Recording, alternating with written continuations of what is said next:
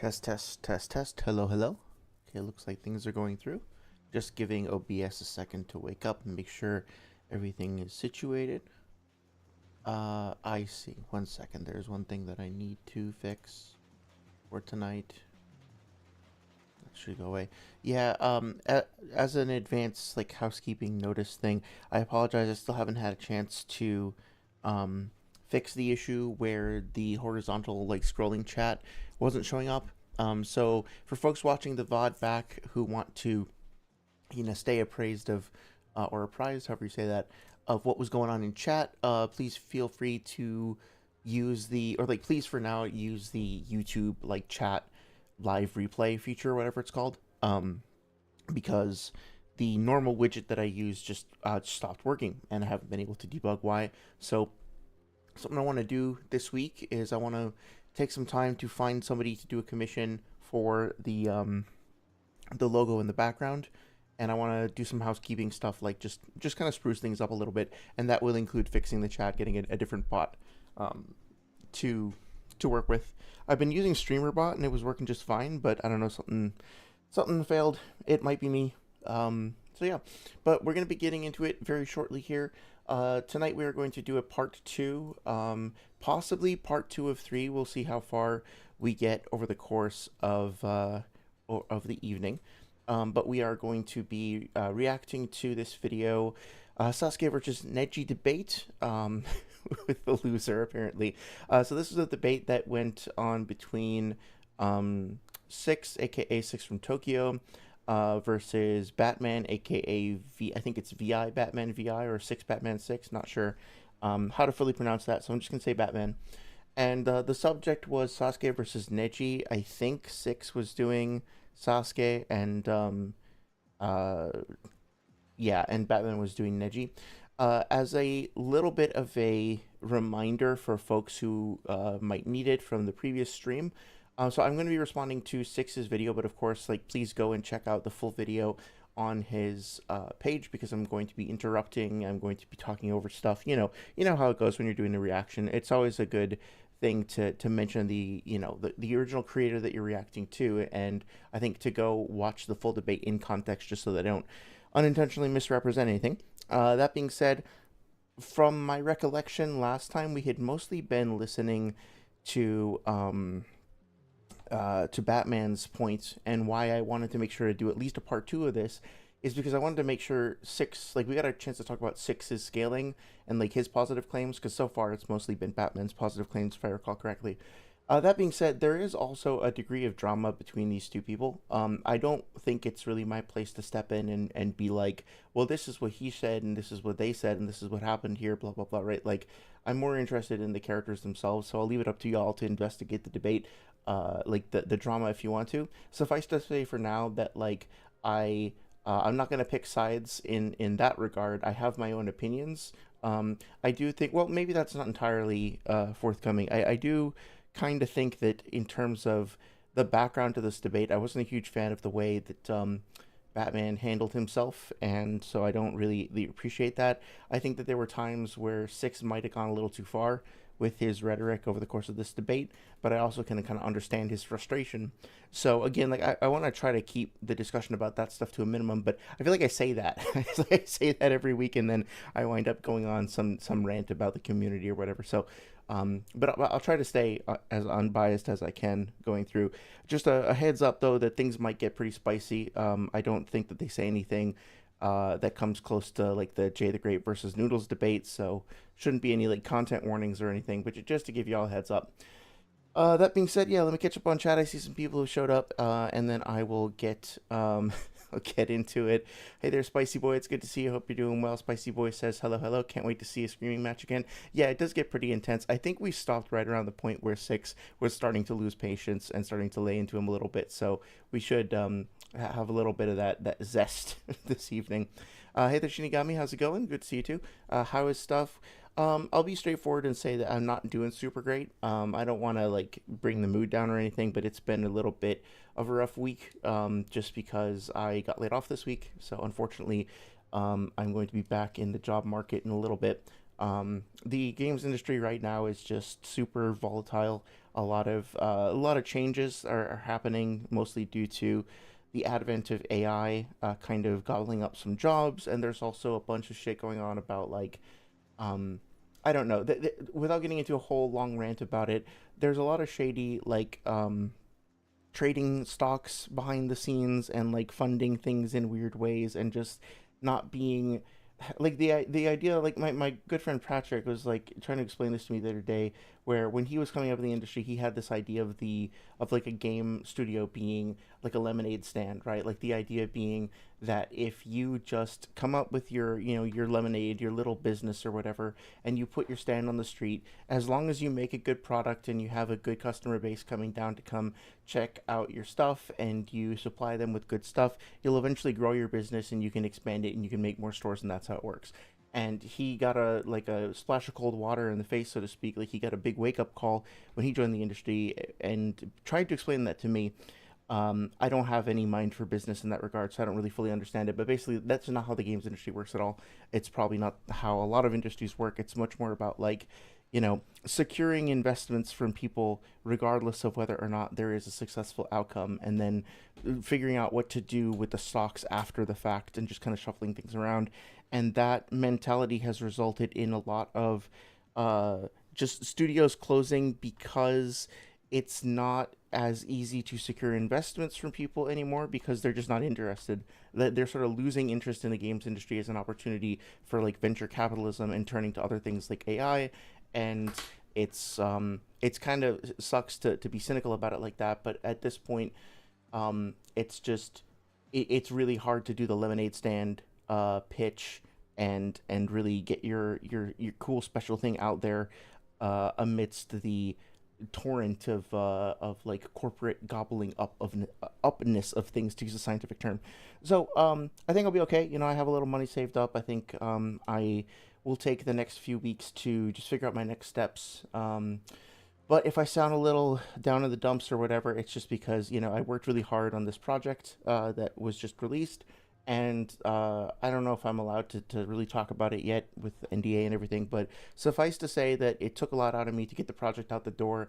And the overall response to the project has been pretty mixed in the general public. And that's been kind of discouraging. And then to pretty much immediately get let go right after that is just like, well, what did I like spend all that time like stressing out and freaking out and losing sleep over, if this you know, just to get uh kicked out at the end. It kind of sucks. But anyway, you know, not to complain too much. I'm trying to look at it as a positive thing because uh on the one hand, I got to contribute to something that was really cool, and now I have a little bit of time to work on personal projects and figure out like what I want to do next, and I can do so comfortably. So I really can't complain. It's just it's just kind of like, you know, like a lot of little things added up, and then it kind of came to a head in one big thing, and it's like, god damn it, okay, fine. Like I would be lying if I said that I'm just like all sunshine and rainbows today. So anyway, I don't want to bore you too much with that stuff. But yeah, we'll get into the thing in a minute, but just wanted to give you guys a disclaimer. I also apologize.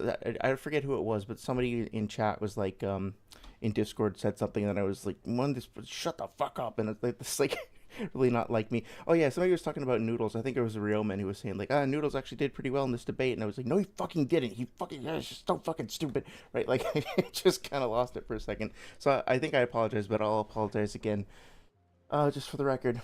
On that note, Noodles did reach out to me directly via DM. It was a little like, I'm not going to discuss the specifics of the conversation because I think that'd be weird, but I will say that like I initially kind of appreciated that he was like, "Hey, you seem like somebody who's responded to a lot of my content. You seem like a sincere person. Let's have a discussion." That was cool. You know, I never would have expected that given how we've interacted in the past. So it seems like he's chilled out a bit. We had a little conversation, and honestly, we might still VC at some point. But at the end of the conversation, I was like, okay, so I better understand where you're coming from. I understand your perspective as a person better and as a content creator better, but this doesn't really, you know, I thought about it for a few days afterwards, and like it doesn't change anything. Like what was said doesn't change anything, doesn't fix anything, doesn't really address the fundamental problems. And it's like trying to keep in mind what Luna Ursa was saying before about non-attachment. It's like there's only so much I can do to try to push a given party, whether that be like a group or an individual that I'm trying to work with or collab with or whatever. There's only so much I can do to get them to try to see things my way before it just becomes like bashing your head up against a brick wall, and that's not good for anybody. It's frankly it's not even good for the wall. So, I'm trying to take a step back from that. I don't really think it's going to go anywhere. I don't think it's going to go anywhere with Sage either. And I took a step back from Eon's Discord too, not to spite anybody, not to be a brat or anything, but just because like, frankly, I'm getting kind of tired of just like having the same arguments over and over and over again. And it's like, I would much rather focus on just like, hosting conversations with you guys and maybe try to make some new content like I've been saying I would for ages and ages. So, you know, we'll see. I'm still open to it. I'm not saying never, but I just like I keep trying to have productive conversations. I keep frankly putting a lot of myself into it emotionally and stuff like that, and it just like it doesn't fucking go anywhere, right? It's a one-way street, when it needs to be a two-way street, if that makes any sense. So anyway, I'll keep you all posted if anything changes. But yeah. So let me finish catching up over here. Spicy Boy says Sasuke versus Neji debate. I thought it was Kimaru's chain scale versus Chidori speed. I will give Batman some credit. I think I mentioned this when we were talking about the noodles debate last week or the week, yeah, last week. But at least Batman had a complete scaling train, right? Like I might disagree. We might all disagree with his, how the syllogism works and whether any of the premises are correct. But he did basically set up an A is to B is to C, therefore A is to C, right? Like he set up the deductive argument with a complete here's the starting point, here's the finishing point. Whereas Noodles in his previous debate, as we mentioned, basically what he did is he quote unquote got Kakuzu to Biju level, but then he never scaled Biju level against Minato. So at least Batman understood the assignment. But yeah, so often, as I'm sure I'm preaching to the choir here, but so often these debates really, how many debates about Lightspeed in Naruto, Universal Naruto, X, Y, or Z character, high end scaling level of Naruto ultimately winds up becoming really just a debate about the data books, right? So often when talking about this stuff, things just boil down to, disagreements about the underlying root argumentation or evidence, which is fine, but also if you sit down you sit down in the audience so to speak to listen to like a Sasuke versus Neji debate, and then it becomes a debate about whether or not you can accept uh official translations and like the semantics of specific phrases. That's kind of interesting, but if it never gets back to the characters, then that's really frustrating too. So I don't know. It's kind of funny though. Hey there, Walkie Talkie. Hope you guys are doing well. Anything but a Walkie Talkie debate? We will cover the Walkie Talkie stuff. I'm more than happy to. I keep losing track of which one specifically you wanted me to. I know you sent me the playlist, which I do have saved in my playlists. But yeah, let's touch base. Sorry, this past week especially, I've been very scatterbrained. Um, but I am happy to for sure. I think what we had talked about maybe doing is like um I would review a debate that you guys had done, and then I would hop on y'all's podcast and we would have like a roundtable discussion about it all together. So I forget which one we had talked about doing, if it was the mortified one or the one that you had with Sage. I think it was the one with Sage, right? And then we would have like a roundtable chat. If you would rather that I just like react to the debate itself on this stream, on like my regular Sunday or Thursday streams, I can actually make that the next one, right? Because after this I don't have anything else queued up, so to speak. So I can start reviewing the Sage of Thick Calves versus you stuff about where you guys talked about like Bayesian statistics and all that shit. um and we can talk about it on stream together, or you can just it can just be like a regular stream. I'm open to that. Sorry, I didn't mean to like leave you guys hanging or anything. I'm just like trying to adjust to everything. Anyway, let's see.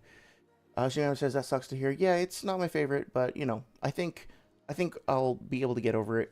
Like the initial, not shock or whatever, but the initial like just oh my god, okay, fine, fuck. Like that initial frustration is starting to fade away a little bit, and give myself a little time, but I will I'm gonna try to like just spend more time putting into stuff like this channel and stuff like that. So I think it'll be a silver lining at least, right? Walkie Talkie says, I'd be happy to educate you on AI. Yeah, I would be interested in learning more, honestly. I don't really want to use it in my own work, but I want to understand it in terms of what the pros and cons of it are, I guess, as an engine, as a force in society. Like, I want to understand this moment in history, um, and sort of what the underlying mechanisms of it are, if that makes any sense. But yeah, so I'd be happy to talk about that too. Oh, hey there, D-Mel. It's good to see you. Hope you're doing well. D-Mel says, sorry to hear, John. Hope things work out for you soon. That's very kind of you to say. Thank you. I appreciate that. Yeah, I think they're gonna be okay. Um, it's always like a little unsettling, right? Because specifically with this company, like I've been with them for a long time, and things felt secure. And one of the cool things about the company I was working for, I guess I'm like slowly doxing myself bit by bit, but whatever. The company that I was working for is like an outsourcing company. So basically, what they'll do is they'll connect me with a team of developers, and then they'll put me on a team for a while. So they'll be like, okay, we need you to go work on like I mentioned Fortnite, right? Okay, Fortnite needs somebody to help out for like 2 or 3 months, and then they'll put me on that for 2 or 3 months, and then at the end of that, they'll be like, okay, well, they want you to stay longer. If you're cool with that, you can stay longer, or we can try to find something else, right? So basically, usually I would be on a given project for about a year, and then I would switch over.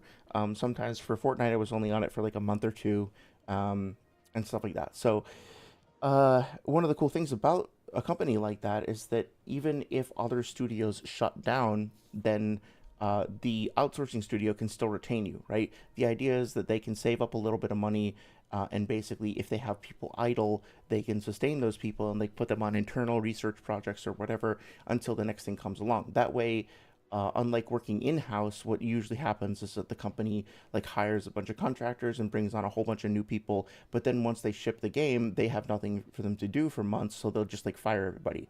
And then they'll keep like a very minimal skeleton staff while the directorship figures out what next game they want to make, and then they'll slowly rehire things, right? It's like the bubble swells and then bursts. That happens all the time. It's been happening for decades. And so the idea of a company that does outsourcing is that they protect you from that. And so I thought I was basically good. Like I could stay at this company for the rest of my career if I wanted to, but they made the same mistake. They got overconfident. They like started reaching out to all these different clients, and they set themselves up to be, how can I phrase it? But basically just like having that same kind of bubble. Let's hire more and more people. Let's get more and more of these studios on board. And then all of those studios had their bubbles burst. And then my company was like, oh shit, now we have all these people and no studios to assign them to. So I guess it's just like roulette. We just like whoever is currently not on a project has to go. Like, so it's just like really bad planning.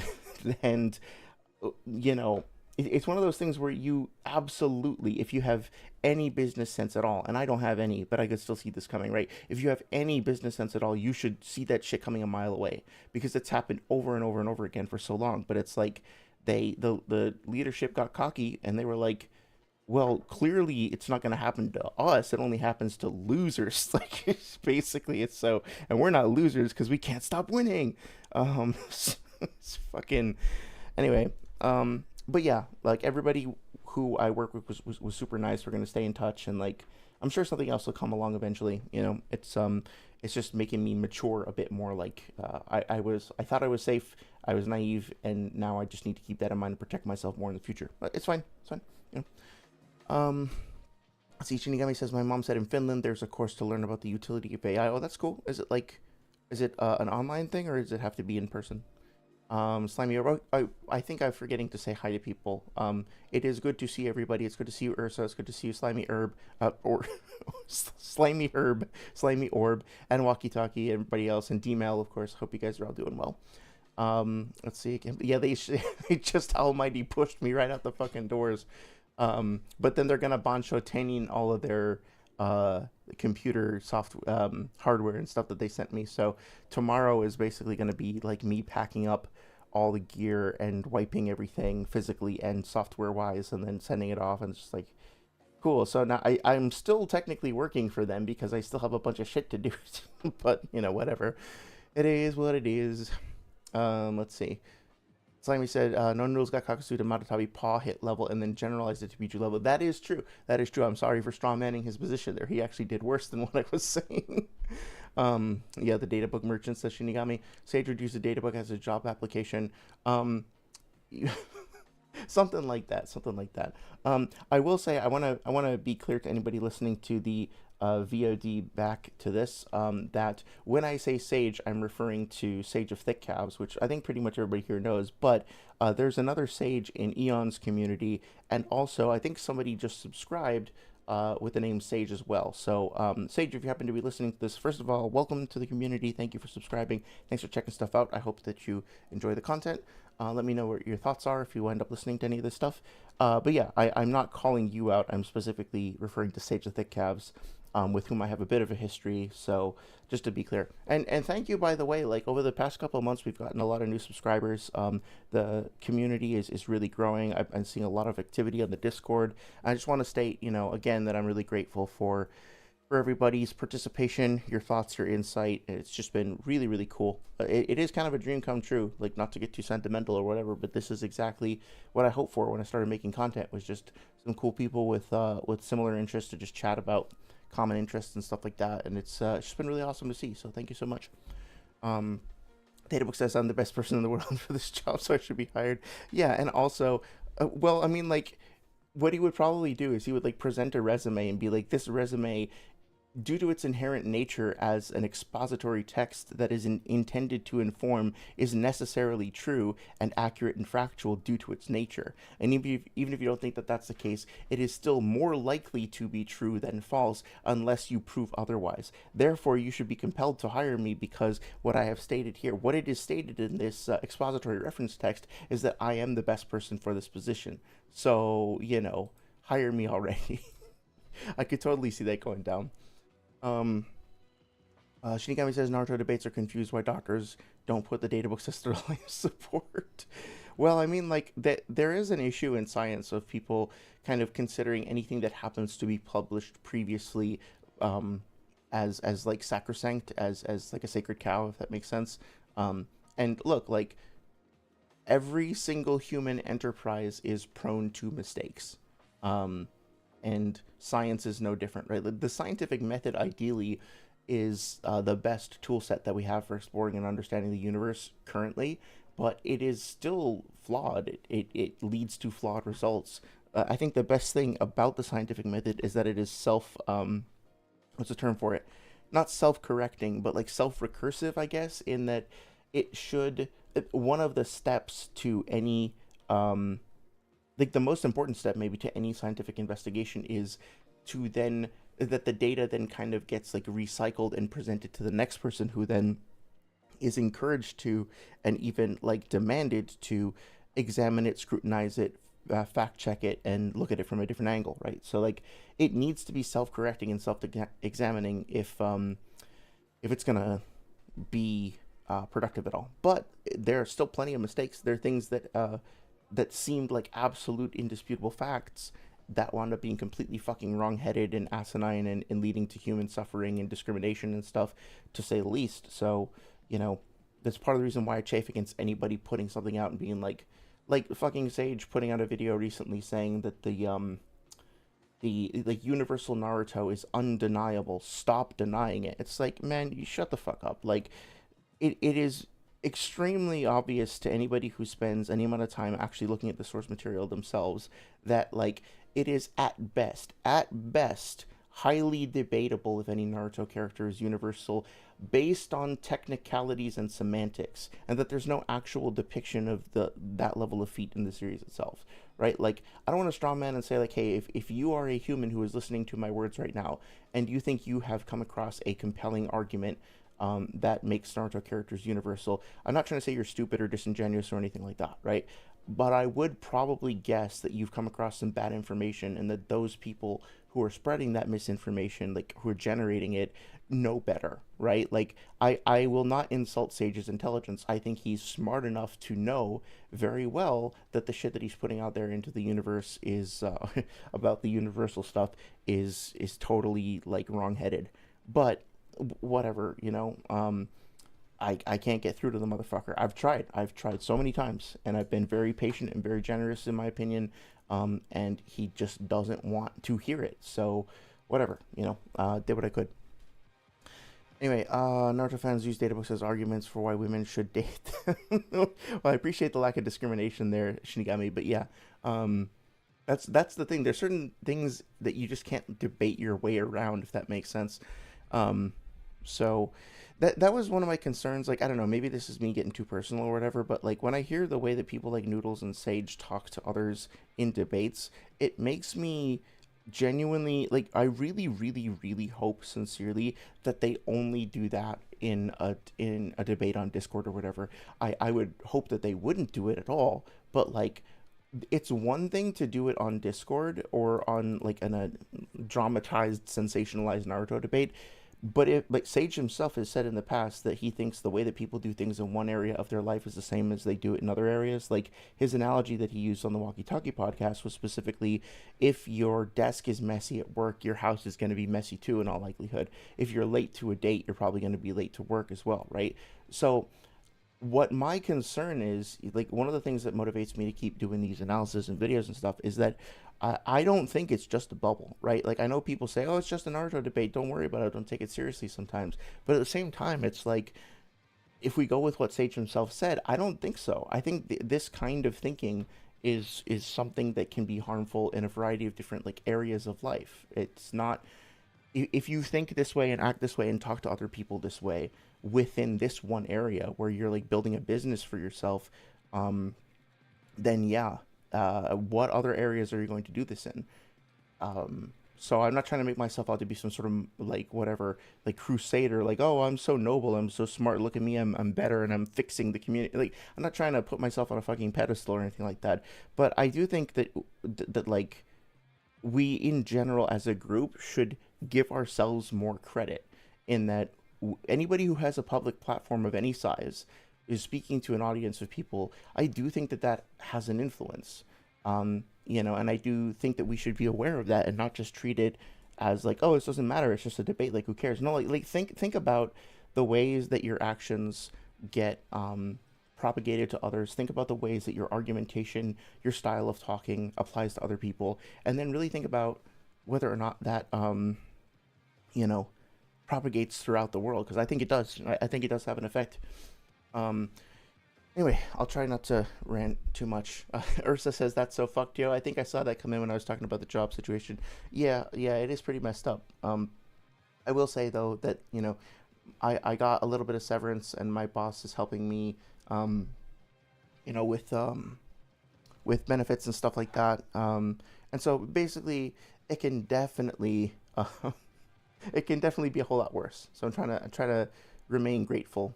In the meantime, let's see. Slimy Orb says, shout out to the best databook error. The name errors in Hunter x Hunter databooks. My favorite being Crollo Loose Silver, or as the databook says, Kuruf Wolf. Is that meant to be Welsh? Because that kind of sounds like some type writing, right? Shout out if you got that reference.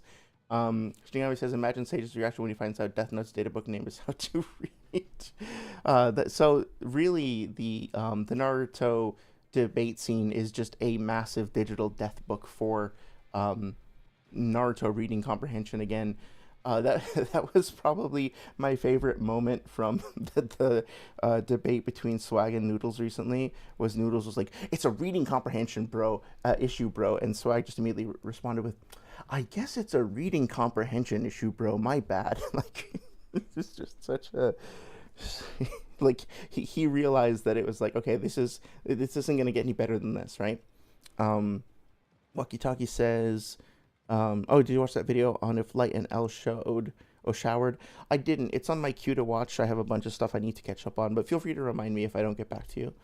Walkie Talkie says, I can't wait for you to debate Noodles on the Walkie Talkie platform. I mean, like, I'm open to the idea. I don't even know what we would debate about, though, right? Because, like, I guess we could do fucking Kakuzu versus Pain, or Kakuzu versus like literally whatever character. Because how it would go down would be I would ask him to pick a character that he likes. So it would probably be like Kakuzu or Minato, or not Minato, Tobirama, and basically just like put forward his scaling chain, and then I would want to examine it, and like, I would want an excuse to talk about the stuff that he's brought up, right? Like I'd want a chance to challenge him on what it means to be a perfect Jinchuriki, and like whether it's reasonable to assume that Kakuzu took zero damage from the pulse wipe, and whether any damage was done by Yugito to KCM Naruto and stuff like that, right? At the end of the day, though, it's like I have my arguments for why I think like Pain could be Kakuzu.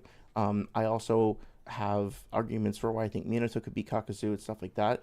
But I'm not that much of a stickler about that. Like like if anybody here in chat or whatever like personally thinks that Kakuzu could like mop the floor with Pain, that doesn't bother me. Like it's an creative interpretation, right? I don't agree with it, but it's fine. I don't mind that, and especially if I asked you why and you said because I think Kakuzu's cooler and Pain's an asshole, I actually wouldn't mind that at all. Like I wouldn't argue with you. I'd be like, okay, that's fine. The only thing that bothers me is I think that when people put out misinformation and then they say that like they present it as if it's like indisputable fact or something, then that can get really annoying. And then when I see other people when that's accompanied like by literal bullying and harassment and shit like that, and then when it makes it harder to have productive discourse because bad arguments spread in the community, that's what I hate. Like I hate seeing people get bogged down in all of that shit because I think it makes it so much harder. It's like, okay, wow, you sounded cool in a debate. Now everybody else is gonna have a harder time having this conversation because you put this bullshit out here and you don't care, and I know you don't care, but at the same time, like it is affecting other people, and maybe you should care. Maybe apathy and resignation aren't particularly sexy, you know, like in maybe they don't actually help. Maybe it doesn't actually help anybody to be dejected and jaded and cynical, and then use that as an excuse to be a total prick. You know, maybe just like waiting for other people to do awful shit so that you have an excuse to do awful shit of your own doesn't actually justify the awful shit that you're doing, because at the end of the day, you are still doing awful shit. You just think you have an excuse to do it, right?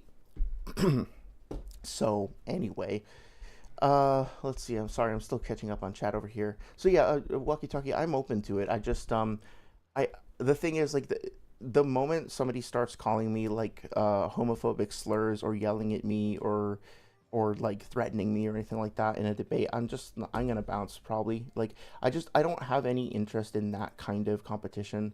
Um, I don't like listening to people screaming bigotry in my ears. It just doesn't do anything for me. So if that's how it goes, it's just gonna like I don't think I'm going to be able to sit there for 4 hours like Swaikage or somebody and just like dig in like that, you know? So if it's cordial, if it's, you know, productive or something like that, if you want to reach out and try to set something up, I'm open to it. I'm not saying no. It's just we'd have to talk about how to make sure it gets uh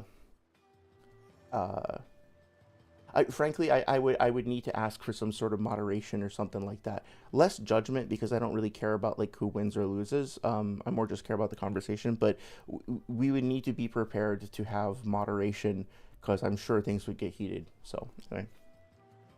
Shinigami says, I mean, I am messy. What does it tell me about that to Sage? Oh, I don't know. Like, I think Sage is overgeneralizing. I think, yes, it's probably statistically true that there is a correlation between people being messy in one place of their life and other places, maybe. But, like, correlation doesn't actually give you any analysis or explanation as to why people do things, really. It's just noticing a trend, which is fine. Like, hey, it's data. You can use the data, but like, it's a pretty vapid statement in and of itself to just say when people do these things, they're more likely than not to do other things that are similar. Like, yeah, okay, but then what, right? Um, let's see. Sage cuts corners in debate and arguments. Oh, sorry. Sage cuts corners in his debates and arguments. He's probably a crypto bro style dude. I think somebody shared with me. I think it's okay to share this because it was in a public Discord originally. But that like say Sage is kind of an Elon Musk fan and like an AI supporter, like Grok supporter and stuff like that. Like he's been public about that on Twitter and stuff. And it's just like I think the quote specifically was something like he thought that Elon Musk purchasing Twitter was like one of the best things to happen for free speech ever, period. And it's like, okay, well, I'm not saying you can't have bad opinions in one area of your life and then have perfectly fine opinions elsewhere. It would be an ad hominem to say that just because Sage makes the absolutely fucking abysmal judgment call of siding with Elon Musk in any capacity, that he would necessarily be disingenuous or misguided or misled or misinformed or myopic or incurious or otherwise incorrect about Naruto content. Just because he does things in one area of his life doesn't mean he's necessarily doing them the same way in another area. But also, it doesn't surprise me, you know, for somebody to be like, you need to believe that this is factual because it's inherently true, and then to also in the next breath be like, yeah, I think that like Elon Musk basically saved free speech by buying Twitter. Okay, like what am I supposed to do with that? Like, how am I supposed to engage with that? What is there to say? Um, like you say, Shinigami, do you say that? Are you saying that Sage needs to come out of the closet, Noodles, or Kakazu needs to come out of the closet? I don't know. Everybody just come out of the closet. I have seen quite a few Naruto content creators coming out as bisexual, so I think I mentioned this last time that you can all thank me for being one of the first. Like I ran so y'all could walk, or whatever the expression is. Maybe it's the other way around. But no, of course I'm joking. Of course I'm joking. But yeah, this community has traditionally not been very friendly to like queer members. So the more queer folks are, you know, willing to put themselves in the line of fire, so to speak, to come out and say like, "Hello, yes, me, this person you've been listening to for a while. Turns out I was queer the whole time, motherfuckers." Ha ha. Ha." Right? Like I think that actually does help for visibility. So yeah. Let's see. Loki, since Six is apparently in love with you, should ask him to debate us in his tourney. I mean, I'd be down to debate with Six. I'd be down to debate you guys too in his tourney or elsewhere. I do have mixed feelings about Six being willing to have Seth on his platform, to be honest. And it's something I've expressed to him, and it's like, on the one hand, I mean, like, I don't really want to get into the whole Seth thing. Like, I ranted about it for a long time in the previous stream. Suffice to say that I don't agree with that choice. But also, I think at a certain point I have to set boundaries on like what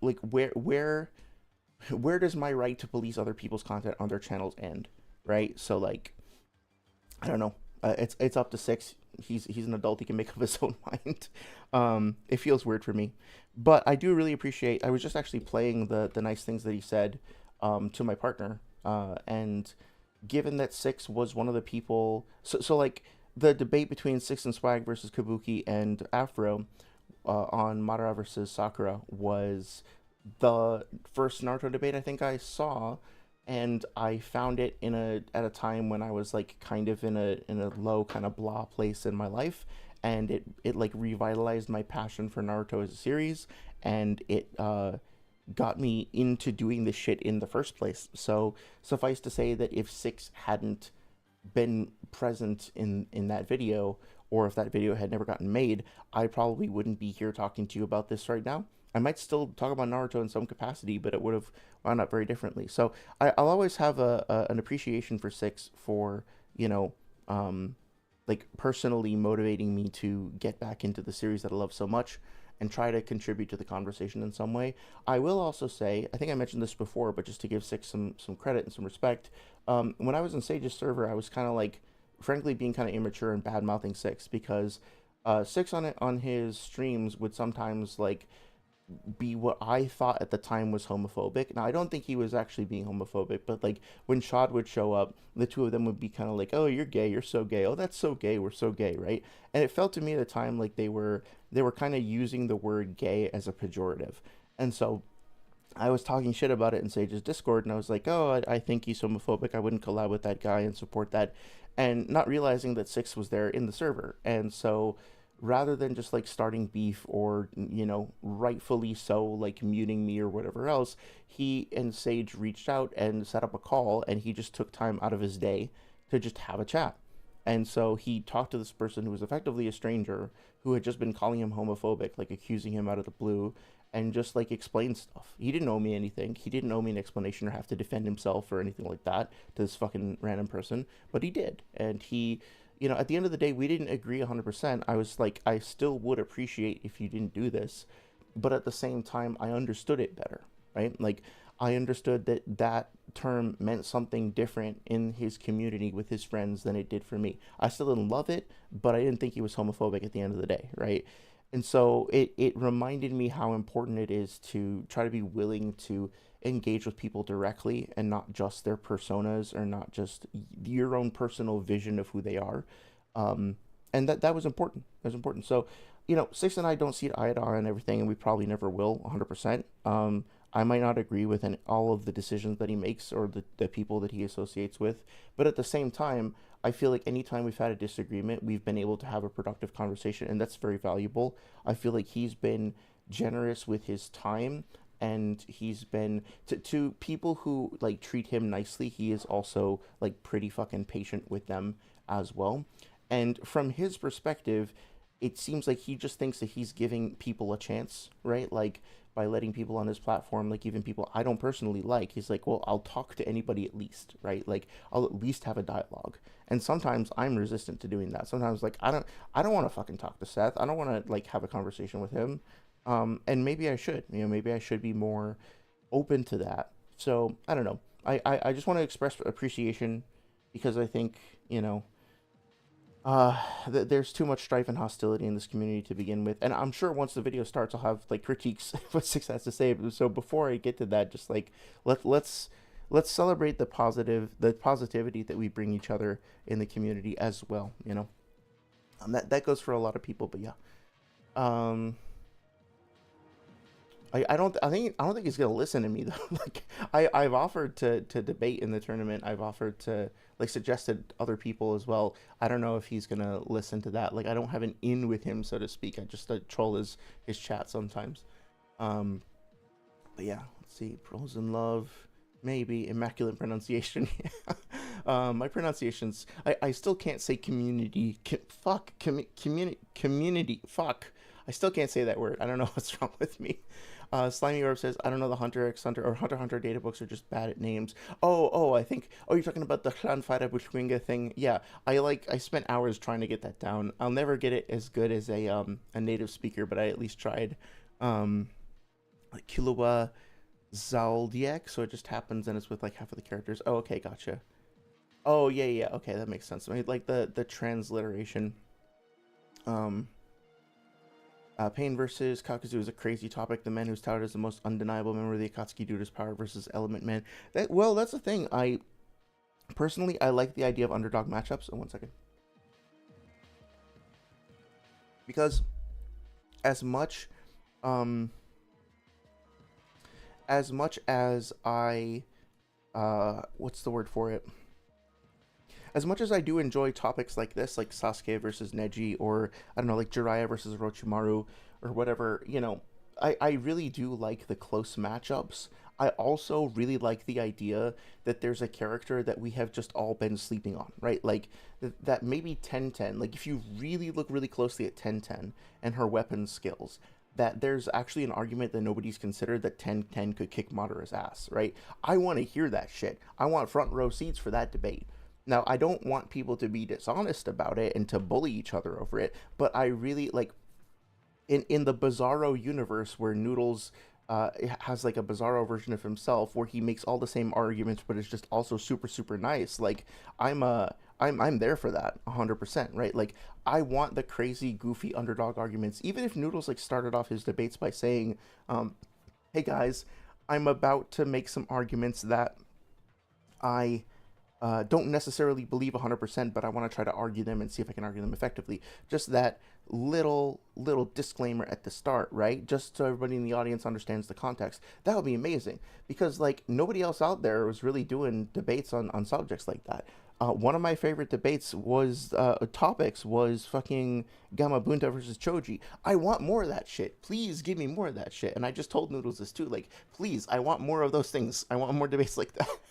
So I like the concept, but yeah, when you break it down, that I tried to like do a little mock debate and like argue for Kakuzu, and I could not do it honestly. I searched far and wide, and I couldn't find a way to make an honest argument for Kakuzu. I don't think there are any.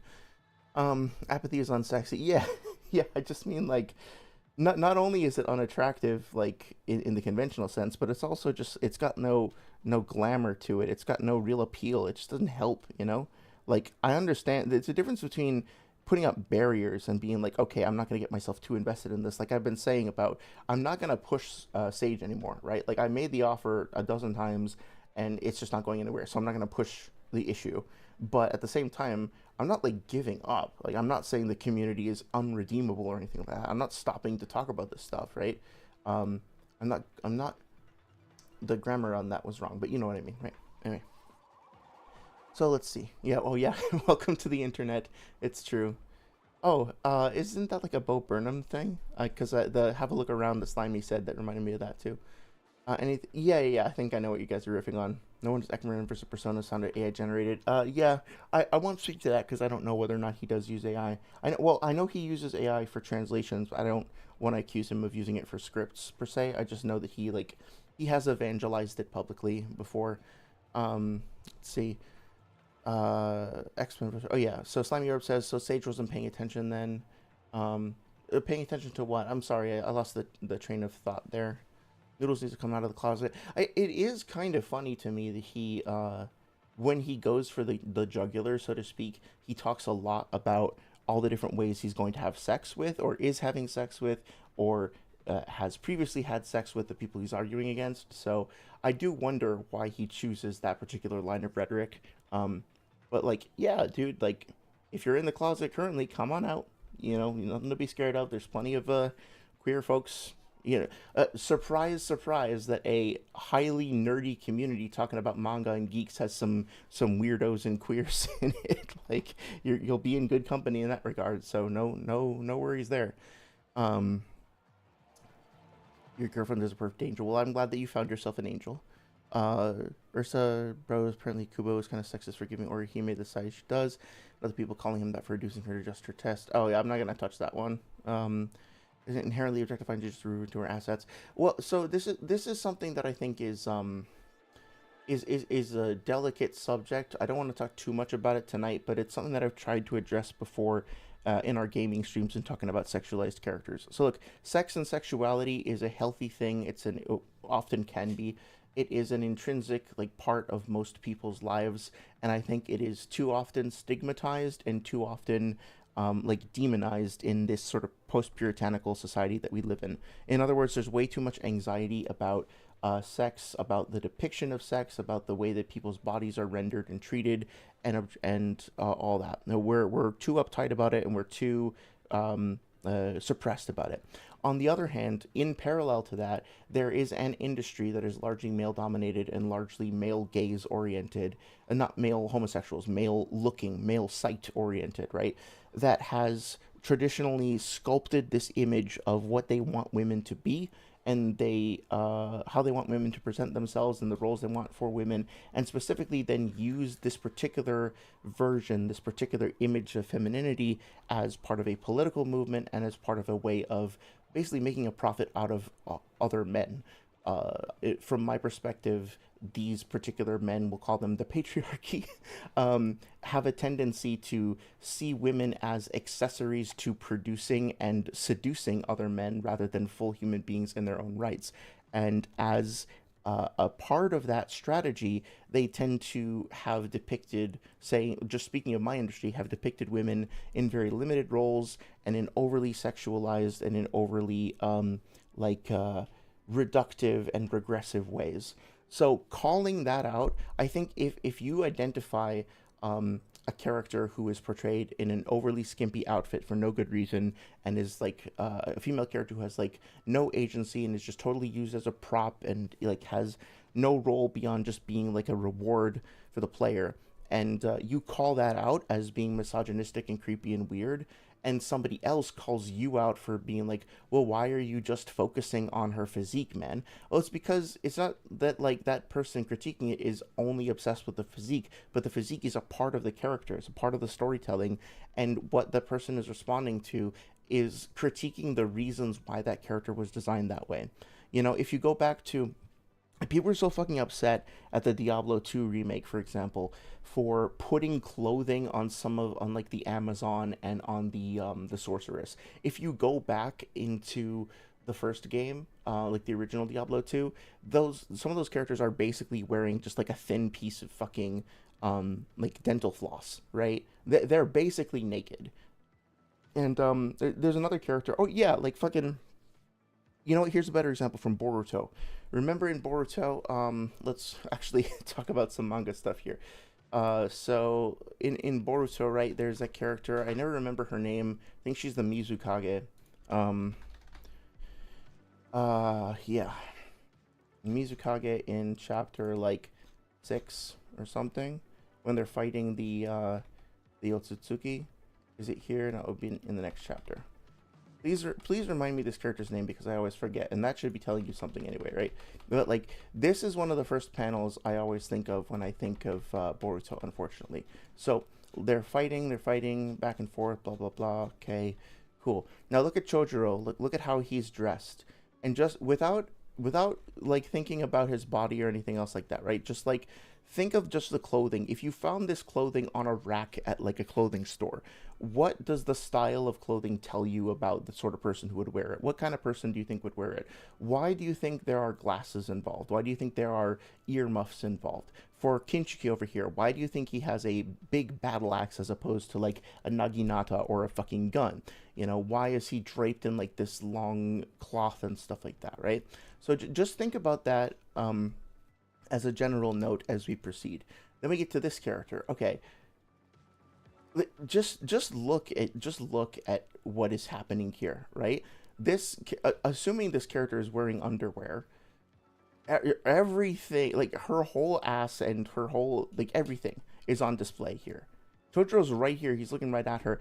Everything is on display. If she's not wearing underwear, then like everything is on display. It's like, what possible reason could there be for designing a person whose entire life is based around the shinobi code, you know, is like the leader of a shinobi nation, is a warrior through and through, who's been trained in like subterfuge and assassination and military conflict, to be on the fucking battlefield dressed like this? Okay, well, maybe this is just a universe in which sex and sexuality are more accentuated, so it's not that weird. Okay, well, now look at Sasuke. Look at how he's designed. Okay, look at how again, like, look at this fucking shit, right? Like, why is her skirt billowing up so her entire asshole is just like fully visible, right? Look at the other characters here. Sasuke's not designed like that. Momo's not designed like that. Darui's not designed like that. Gaara's not designed like that, right? And so Boruto's not designed like that. So now consider adding a couple characters into the mix. Consider adding Mitsuki and consider adding Sarada. Sarada is kind of designed like that. Sarada, like, you on the fucking cover, is like crossing her legs to avoid showing her panties, which is so fucking inappropriate on so many fucking levels.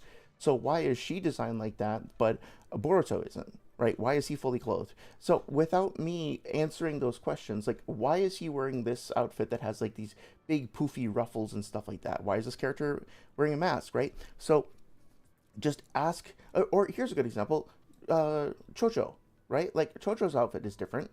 Why is hers different? Why was hers designed the way that it was, right? So you start thinking like this. Like, honestly, this is like completely fucking unacceptable. If somebody saw this and was like, just because of this, I don't want to read Boruto or have anything to do with it, I think that would be totally 100% justified. And I almost did. Like, in addition to this art being like fucking creepy and weird, look at that. Consider the age of this character, and then look at what is literally being shown right here, and then ask, why is Mitsuki designed like this? Why is Boruto designed like this? Why the fuck is the only female character here, an underage female character, being shown like this? Why is this on display? It's fucking unacceptable. It's gross and weird and creepy. And so calling that out and being like, this is gross and weird and creepy, if somebody then responds to you by saying, why are you so fixated on her body, right? It's like, because the fucking mangaka is, because the industry is, because the fucking patriarchy is. That's why. Because it's gross and creepy and weird, and I never wanted to see this in the first place. I don't want to ever see this shit again, ever. That's why. So anyway, I said I wouldn't get into it, but I couldn't help myself. Sorry. We will eventually get to the fucking debate, and if we don't, I will get to it eventually, I promise. Anyway, I will check out the drawings after the stream, Shinigami, not to ignore you. Hi there, Damien. I'm sorry, I'm doing a bad job keeping up with chat, but hello, Damien. I see you there. Thank you so much for checking out the stream. I hope you're doing well. Please be patient with me if I take a while to respond. Let's see. Ursa says, even though I'm a Buddhist, I have to insist on you insisting on keeping boundaries with who you will talk to. You not only have every right to it, there's nothing truly to gain from you engaging with them. Yeah, yeah. I 100% agree. I 100% appreciate that. Look, I always want to be open-minded and not be too draconian about, like, I'll never talk to this person, but I do need to set some boundaries for sure. Also, I missed some messages from Walkie Talkie. I read them quietly and then forgot to respond. Walkie Talkie saying, I can't wait to make these titles. John and Maven fix the Naruto community. John was right about Sage. I don't know if I would go that far, but you know, I thoroughly encourage and welcome the Walkie Talkie style, the Walkie Talkie Dojo titles and thumbnails. Feel free to go crazy with them when the time comes. Slammy Orb says underdog topics are fun and stuff like Swag and Six's random debate streams. Oh yeah, those are super fun. They used to do where they spun wheels to pick the character they debate for the super fight was amazing. I know that some Naruto YouTubers use AI to slow down clips, which I'm fine with, but also why? Oh yeah, those are kind of weird. Like I get you're talking about the ones that are like edits for shorts or whatever, where characters, you know, it'll be like, or maybe I'm thinking of something else. I think the thing that I'm thinking of is when you'll have like multiple characters like in the middle of a fight, and it'll basically like interpolate between the panels to make it look like they're animated even though they're not, something like that. But if I think the slowing down thing would probably be, what is it, like injecting additional frames into an animation or something like that. I like that idea from a content preservation standpoint, but yeah, I haven't actually seen it executed very well so far. Sage not paying attention to what has been happening on Twitter. Oh, okay, yeah. Which is unfortunate to say the least. No, okay. Slimy Orb says, I feel like the perfect line is a character like Mira from Fairy Tail. She's so strong and cool and so amazing in combat, but she's also a model as a hobby. Okay, let's see. Mira, Fairy Tail.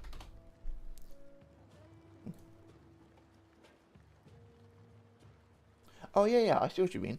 Yeah. So this is a character who, at least at first glance, to me is traditionally sexy, traditionally feminine sexy. And also, like, obviously there are, this to me is pretty extreme. This to me is pretty extreme. But this look to me, right, like, obviously she has the cleavage, she's got the, like, I don't know, I don't want to, like, list all the attributes of this female character, that'd be kind of creepy. But you can identify, I'm sure, oh, these are the ways in which, you know, characters are like a traditional model character might be presented, right? But if there's a reason for that, well, how can I say this? It's always awkward to talk about this stuff, but like there are plenty of women who have bodies just like this, right? And there is absolutely nothing wrong with that. There are plenty of women who choose to dress like this or even like this at conventions or whatever. And there's also absolutely nothing wrong with that. I'm not trying to get into the territory of slut shaming where being like, oh, you can't like expose yourself ever in public. Like a bare midriff, scandalous, right? Like the point is not to outlaw women or men or people of any gender like sharing their body.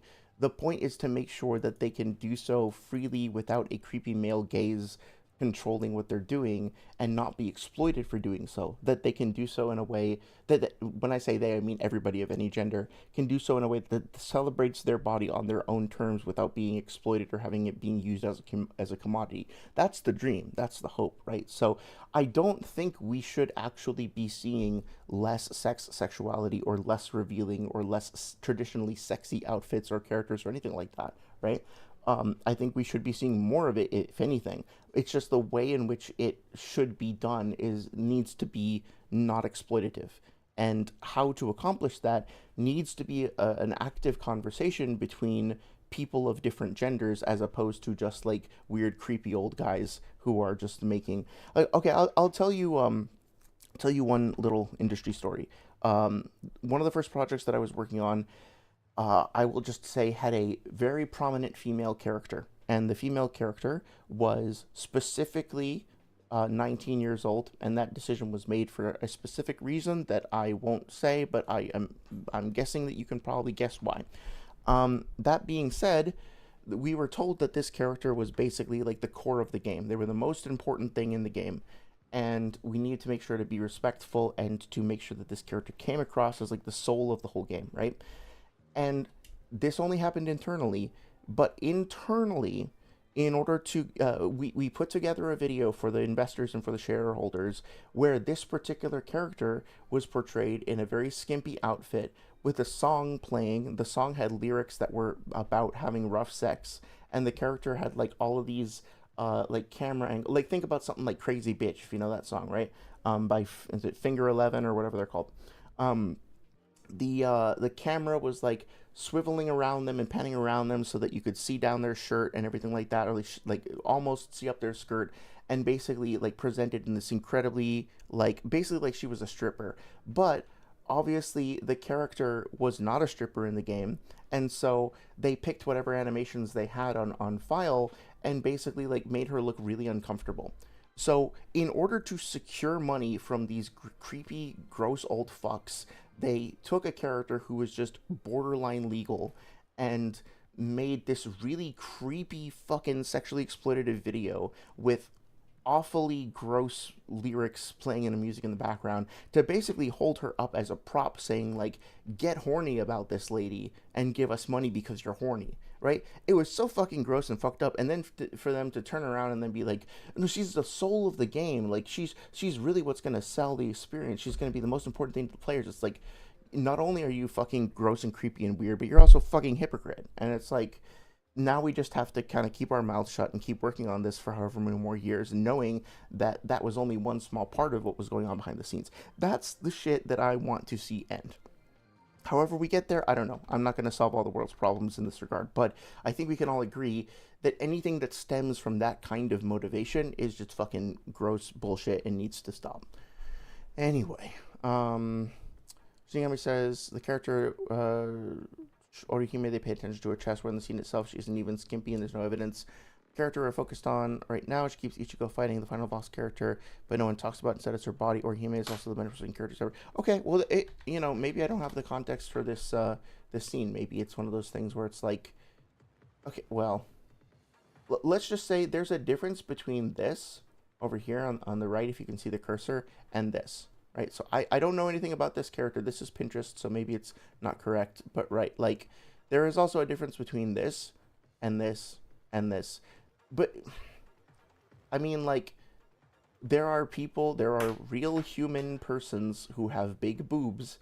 I know some of them myself, and there is nothing inherently exploitative about being a human being with big boobs or portraying it that way. But you have to wonder why the decision was made. Right? You have to be curious about why the decision was made by the original creator. Maybe there's a good reason, but maybe not. Maybe there isn't.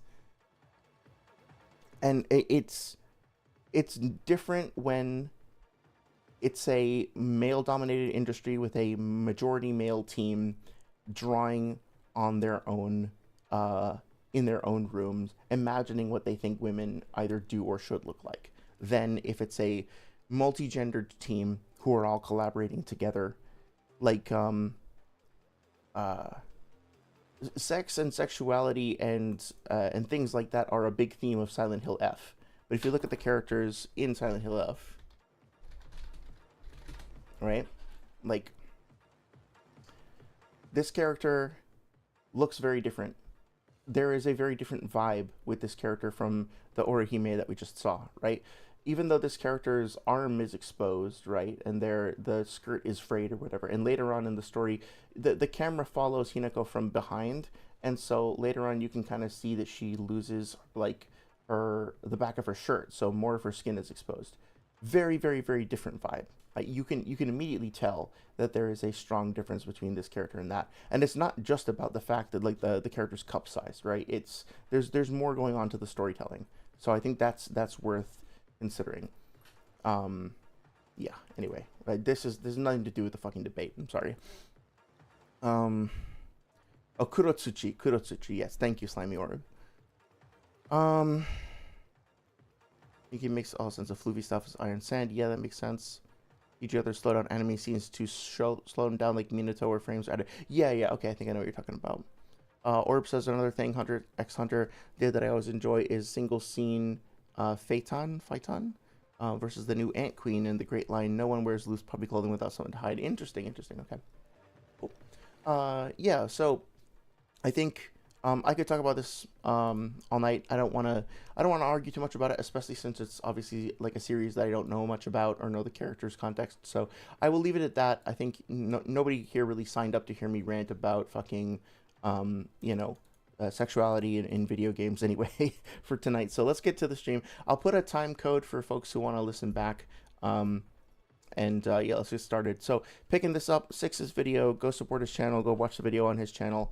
Six versus Batman, Sasuke versus Neji, 50-ish minute mark. Let's pick it up. In correlation, what we've been getting at. The first thing was the whole data book, and that's why he's trying to say why there's a discrepancy between the power, whatever, blah, blah, with this Lee and the tuning exam Lee, whatever. Because we talked about all the shit with Bone Man and Kyubi Naruto, blah, blah, whatnot, right? To where... Yeah, when he says Bone Man, he's referring to Kimimaro, just for folks who haven't seen part 1. This Lee is outperforming even Kyubi Naruto with fucking thousands of fucking clones. And he's repeating himself again. So, the whole point of all this, okay, with the whole data book, is we explained it, got into it. I think I might actually try to put it at 1.25 times speed. So I'm just going to be clear about that. You know, obviously, if you want to hear the whole thing, please listen to it in the regular speed. But that worked well for the Noodles debate, so I think we'll try it for this stream. If you guys think it's too fast, if you can't follow along, let me know and I'll slow it back down. All that good stuff.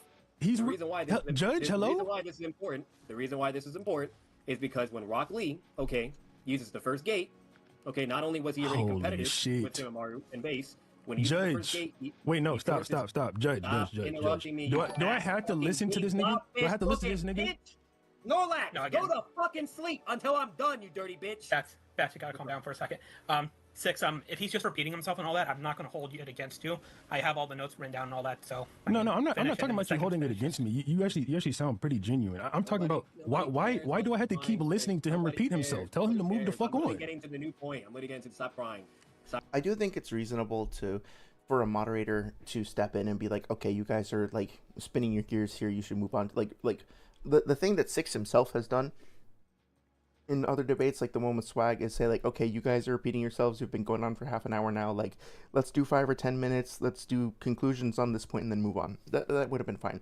I think I'll just say this once. Like, I think that this person, I forget his name, who's acting as the moderator slash judge, it seemed like it was the first time he was judging something like this, and he was put in the position of having to judge and moderate at the same time, and very quickly both debaters started yelling at him and berating him, which is frankly kind of unprofessional and putting him in a really difficult spot. I would love to know, like, I will be totally honest and say, if I knew 300 people were listening to me and my judgments and decisions, and then, like, also 2 people were, like, actively yelling at me, I don't know if I would have been able to be, like, totally objective and calm the entire time, especially if I'd never done it before. I'd like to think so. I'd like to think that I could handle myself under any amount of pressure, but, like, I don't know. Like, I think it was too unfair. There was too much pressure put on this one person, and I think that...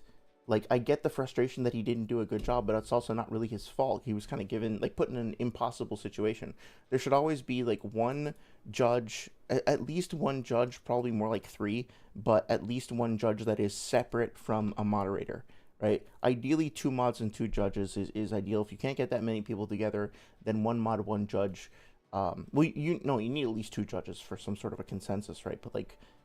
anyway, the point is that it shouldn't all be on this one person. I think he got treated unfairly. It's now time for the battle of the special eyes. Yes, indeed. It's important to note that the Kyubi Naruto, that Fakimaro wasn't leaking chakra, but when fighting Neji, he was so much that it used it to attack the rotation. Yes, that's a very good point.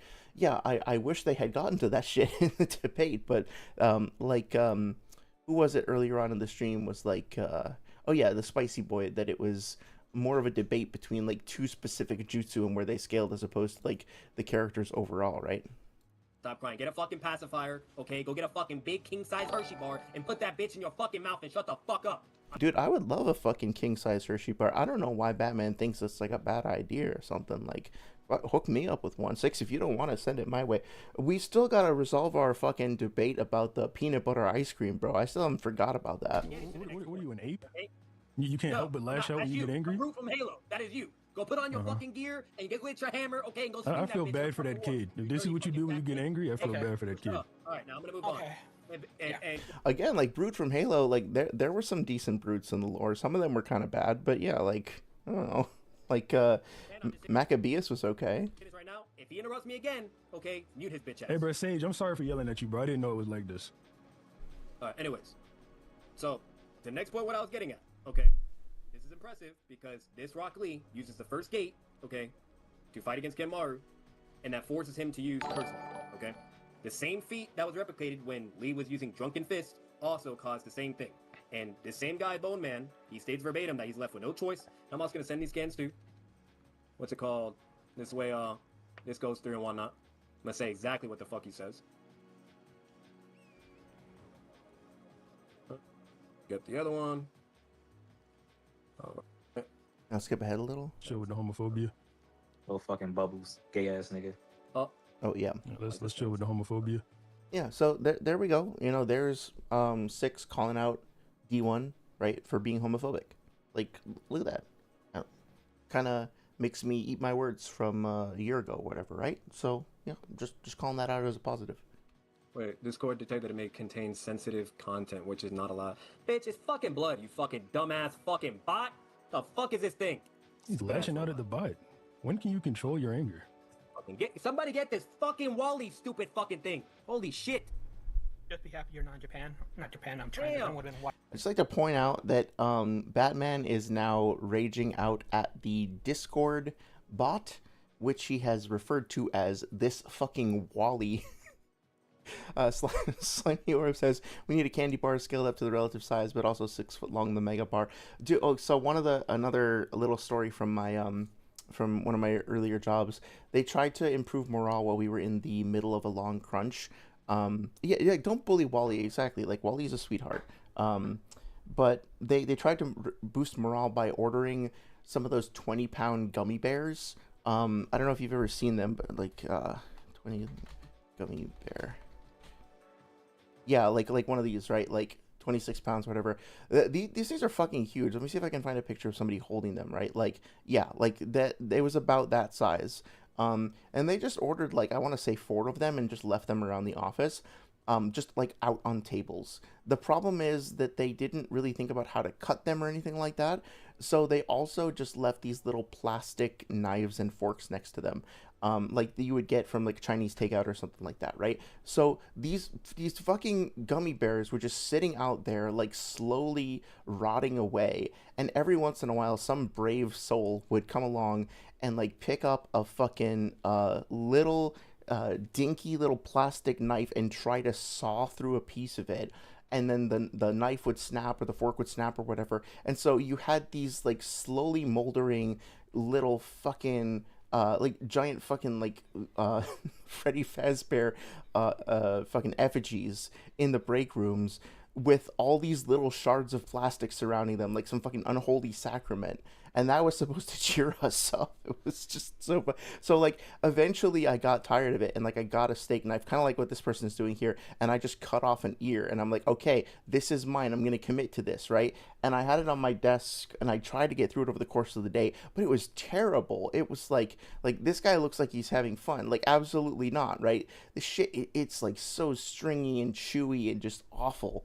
And they just sat there and they got thrown away. So this is basically like $1,000. Like, if it was around this price, I don't know. But like, yeah, let's just say 4 of those plus tax and shipping and everything. They put $1,000 worth of inedible bullshit just around us. Maybe it was like a warning, like, you know, it's gonna be you next on this table if you don't do your jobs. It's fucked up.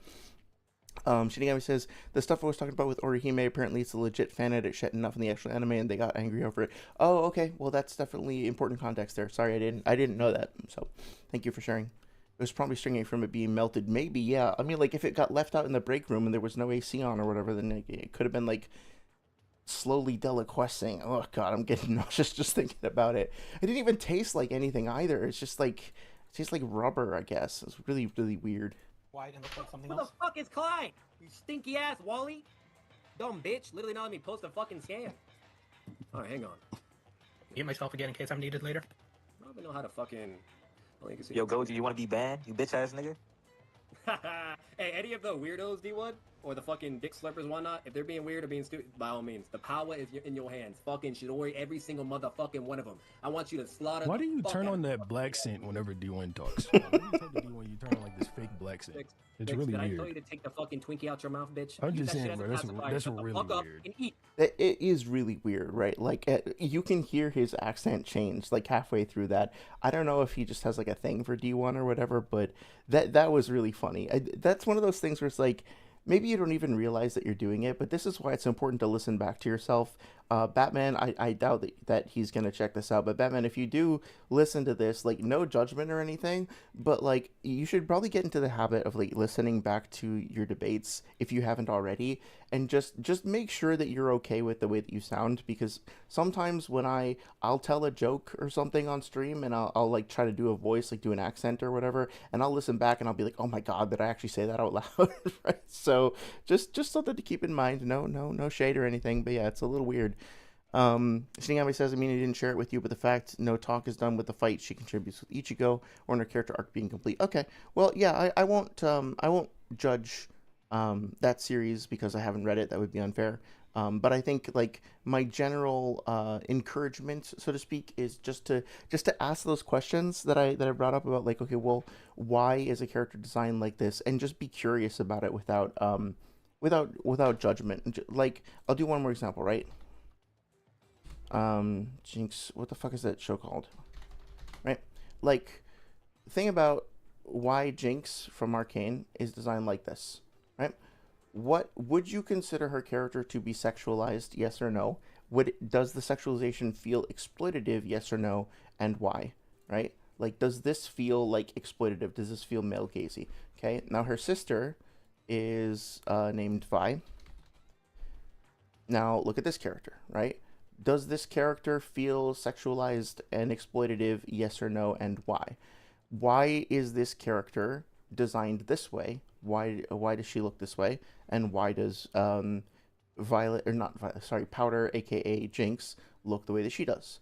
And then also here, like, why does she look different over here versus over here? Well, this is a different render, but you know, like, clothing is storytelling. What story is being told here and why? And compare her again to Caitlyn, right? Since we saw her in that little image, then I'll get back to the debate.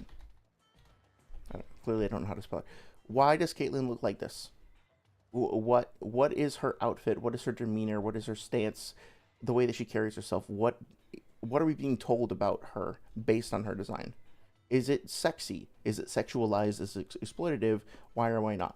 These are all questions that are not rhetorical. They can be asked. They don't necessarily have right or wrong answers, but I think we need to be willing to have a dialogue about it, because otherwise we're not going to know how to tell the things that are versus aren't exploitative, if that makes sense.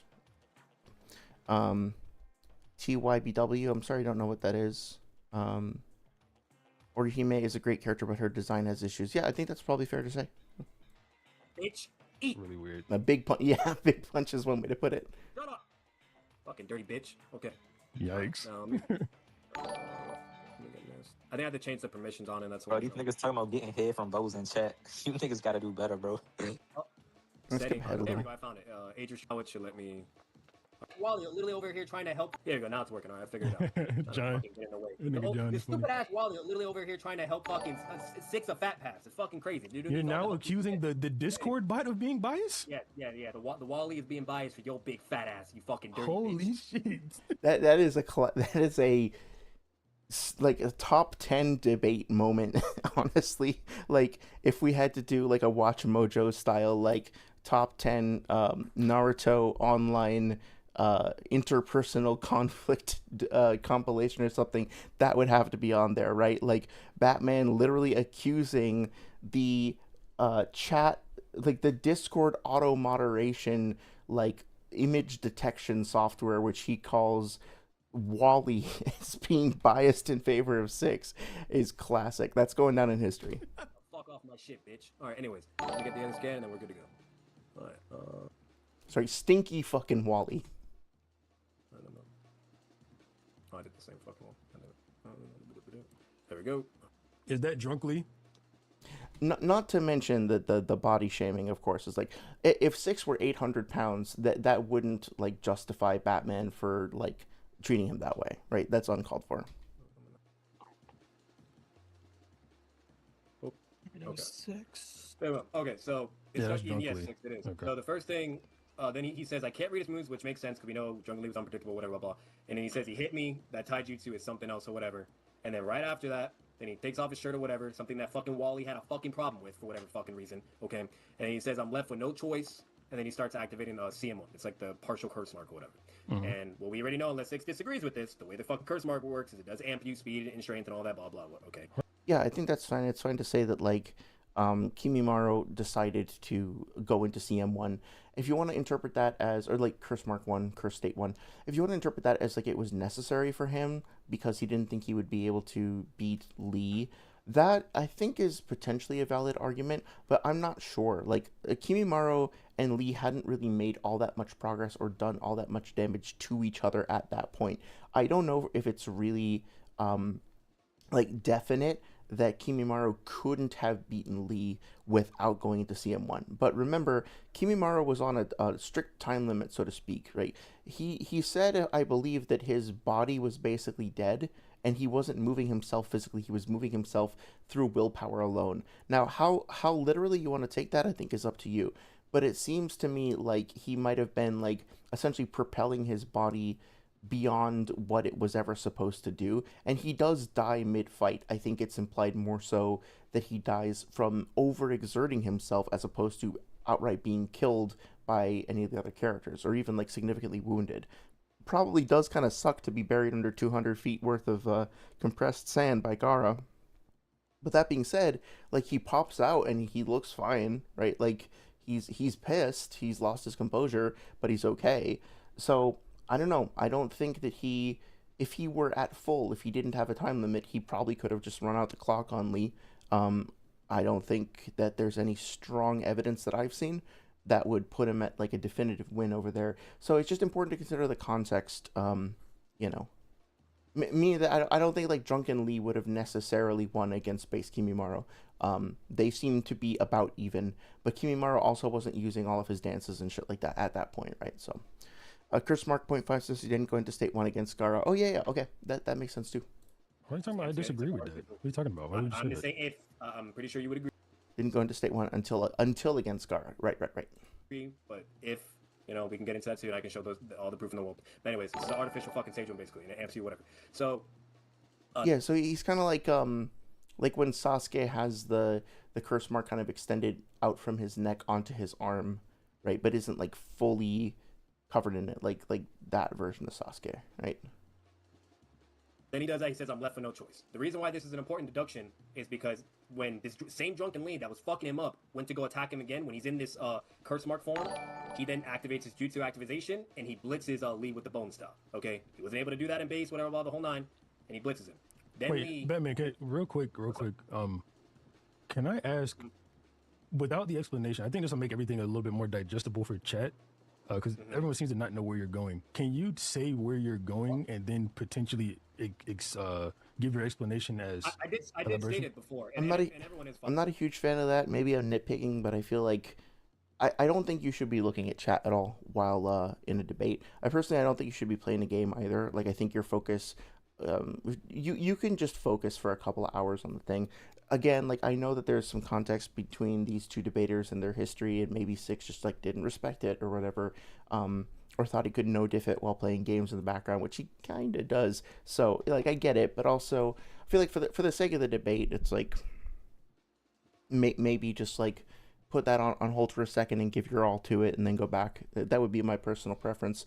But also, I don't know. I feel like I've heard a lot of people get mad at other debaters because their opponents looked at chat while they were doing the debate.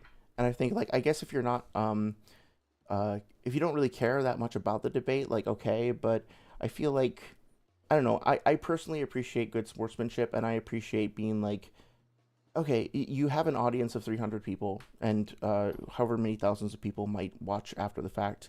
You're in a quote unquote arena with another person. Just like agree to the sport. You know, like if you're in a boxing match, even against somebody who you don't really respect, even if it's like a little kid and you're like a heavyweight or whatever, you probably shouldn't be like pulling out your phone and like texting people while your opponent is like flailing away at you. Just like take the fight seriously and then go back, right? I don't know. It's my opinion.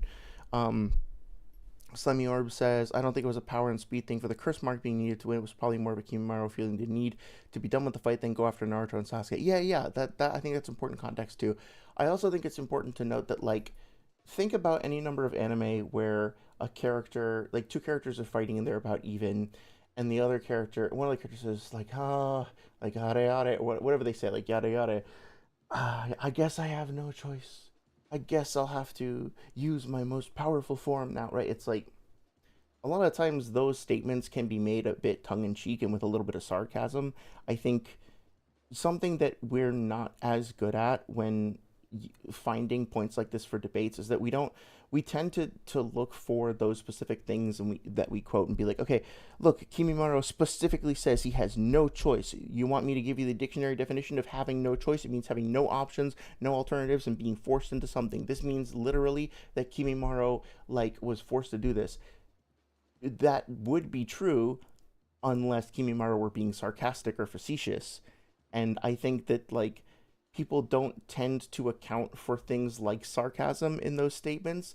And then when you point out, well, he was probably being sarcastic there, then people can sometimes get really upset by that and really hate that and just accuse you of playing the skeptic or whatever. But I mean, like, sarcasm is used by humans and it's used consistently in the series, and I think it should be self-evident. Like, this, stepping outside of the debate arena for a second, I don't think anybody should be like, we have to prove that sarcasm is a viable way of speaking in manga, right? So I don't know. There's there's a level of contextual, of like dialogue context, that I think gets completely ignored when having this debate, these sorts of debates. Shinigami says, hopefully John will rebreach and get a more informed opinion. Yeah, I'm open to it for sure. I've kind of lost a little bit of steam on One Piece. I do want to finish it, but I think I burnt myself out. So I might need a break. I might switch over. Or maybe not. Maybe I'll finish One Piece first, because I do want to see what happens next. Seeing debates of people looking in DMs or somewhere else while a debate happens. Yeah, it does happen. I personally am not a fan of it. I feel like the whole point of a debate is to, well, not the whole point, but like for me anyway, what would appeal to me about debating somebody would be to see, okay, based on my current knowledge and my current style of rhetoric or whatever, how well can I do in this arena, right? This is how well I think I know this topic. This is how well I think I can communicate. And this is how well I think I can handle myself under pressure in public, under scrutiny. I'm now going to test that and see if that's true. I'm going to test to see if my conception of myself was correct. And I'm also going to check to see if the knowledge and the arguments that I hold are stand up to scrutiny publicly. And I'm also going to see if I have the persuasive ability to change somebody else's mind if I think I'm right and they're wrong, right? Like, all of those things are a really cool opportunity, and I would personally take them a little bit more seriously. And this isn't just like me calling out Six, but like, I remember watching some of Destiny's debates back in the day, and he was like actively playing World of Warcraft or Destiny, or like the video game Destiny or something like that, right? It's just like, and like, he would get irritated at the game and then take that out on the interlocutor and just like, can you just stop playing fucking video games for 5 seconds and just like talk to another human? Holy shit, like, it just really pissed me off. But I mean, I digress. I'm not trying to compare the two of them either. I'm just saying it's like, it irritates me personally. How far did I get when I ran out of steam? So I originally started reading at chapter 285. I know it was stupid.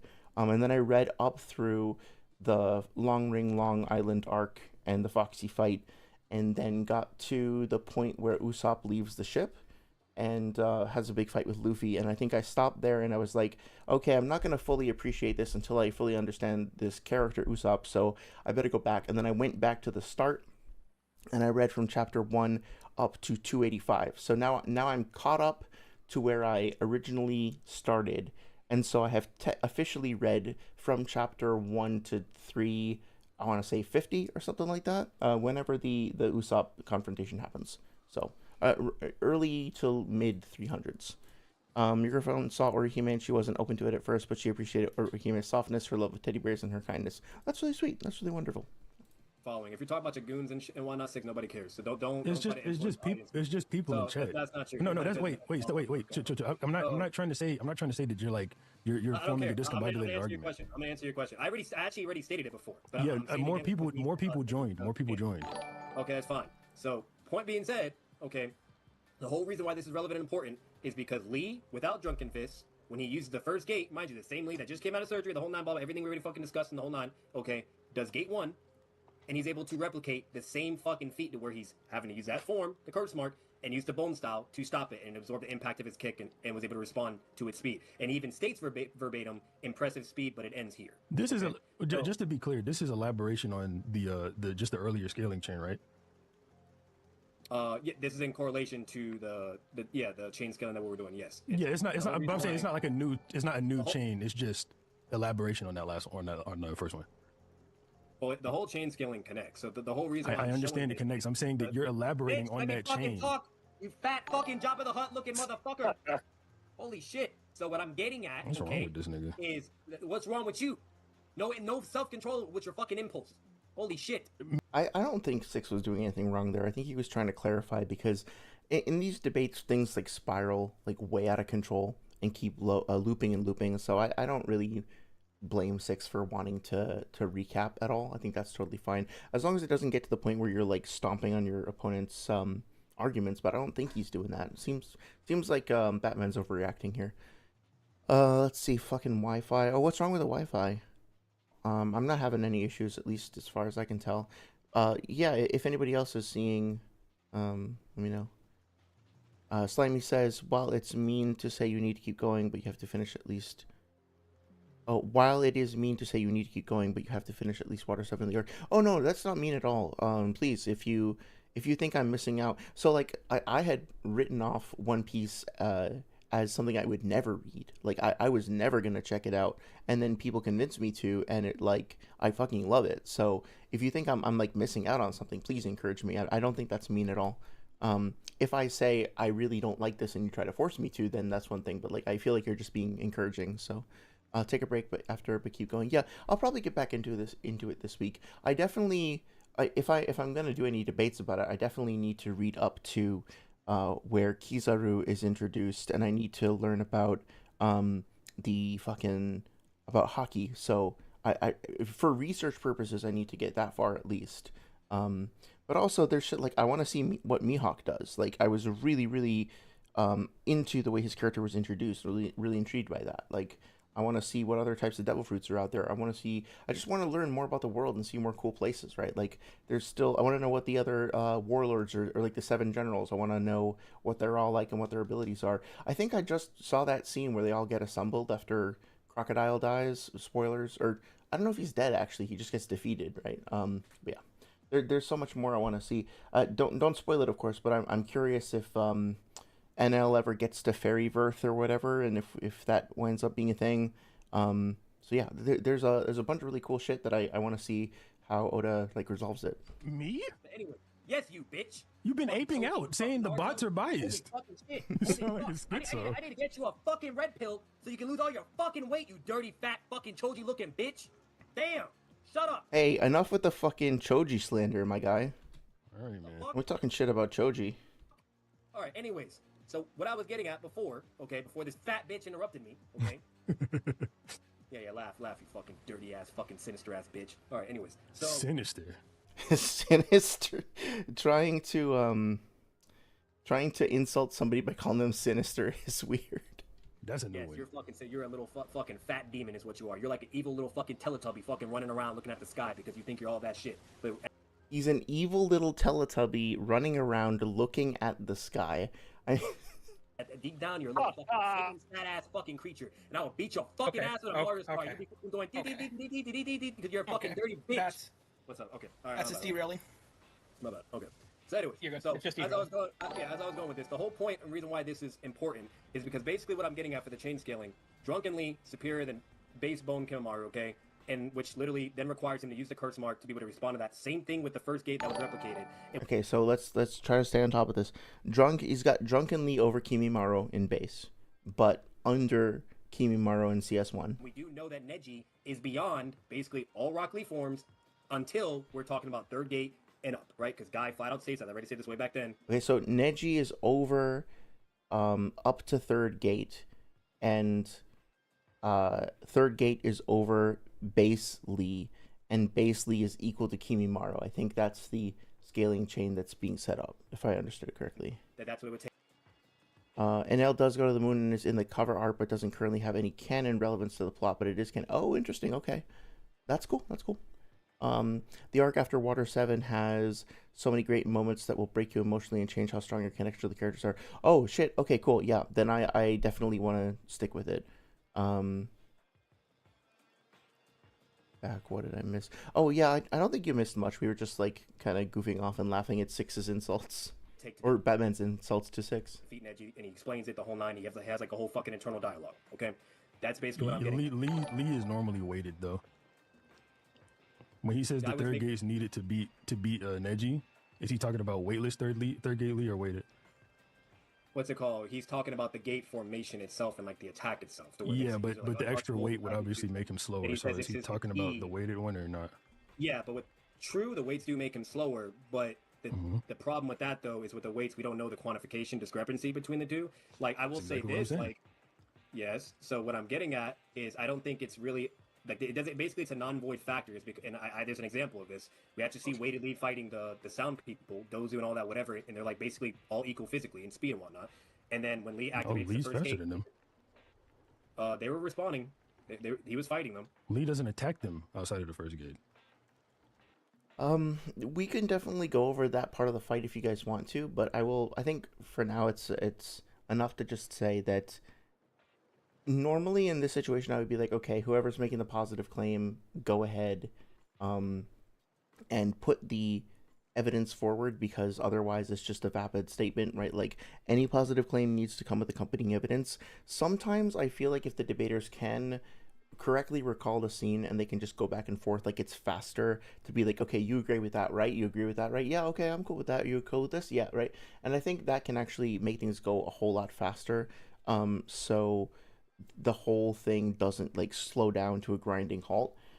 It's just like it's a double-edged sword, right? Because you have to balance keeping the pace of the debate brisk versus if you're not getting things right, if you're misremembering things, shit like that, then you can wind up getting stuck in like these trenches, so to speak. And that's what happened in the Itachi versus Pain debate with Swag and Noodles, is that they kept misremembering stuff and then getting caught on their misremembered misinterpretations or whatever, and they got stuck. So I don't want to be too draconian about this and say like you have to literally provide a scan for every single thing. If your opponent is cool with it, then you can just keep going. But also keep in mind it can be a bit of a double-edged sword.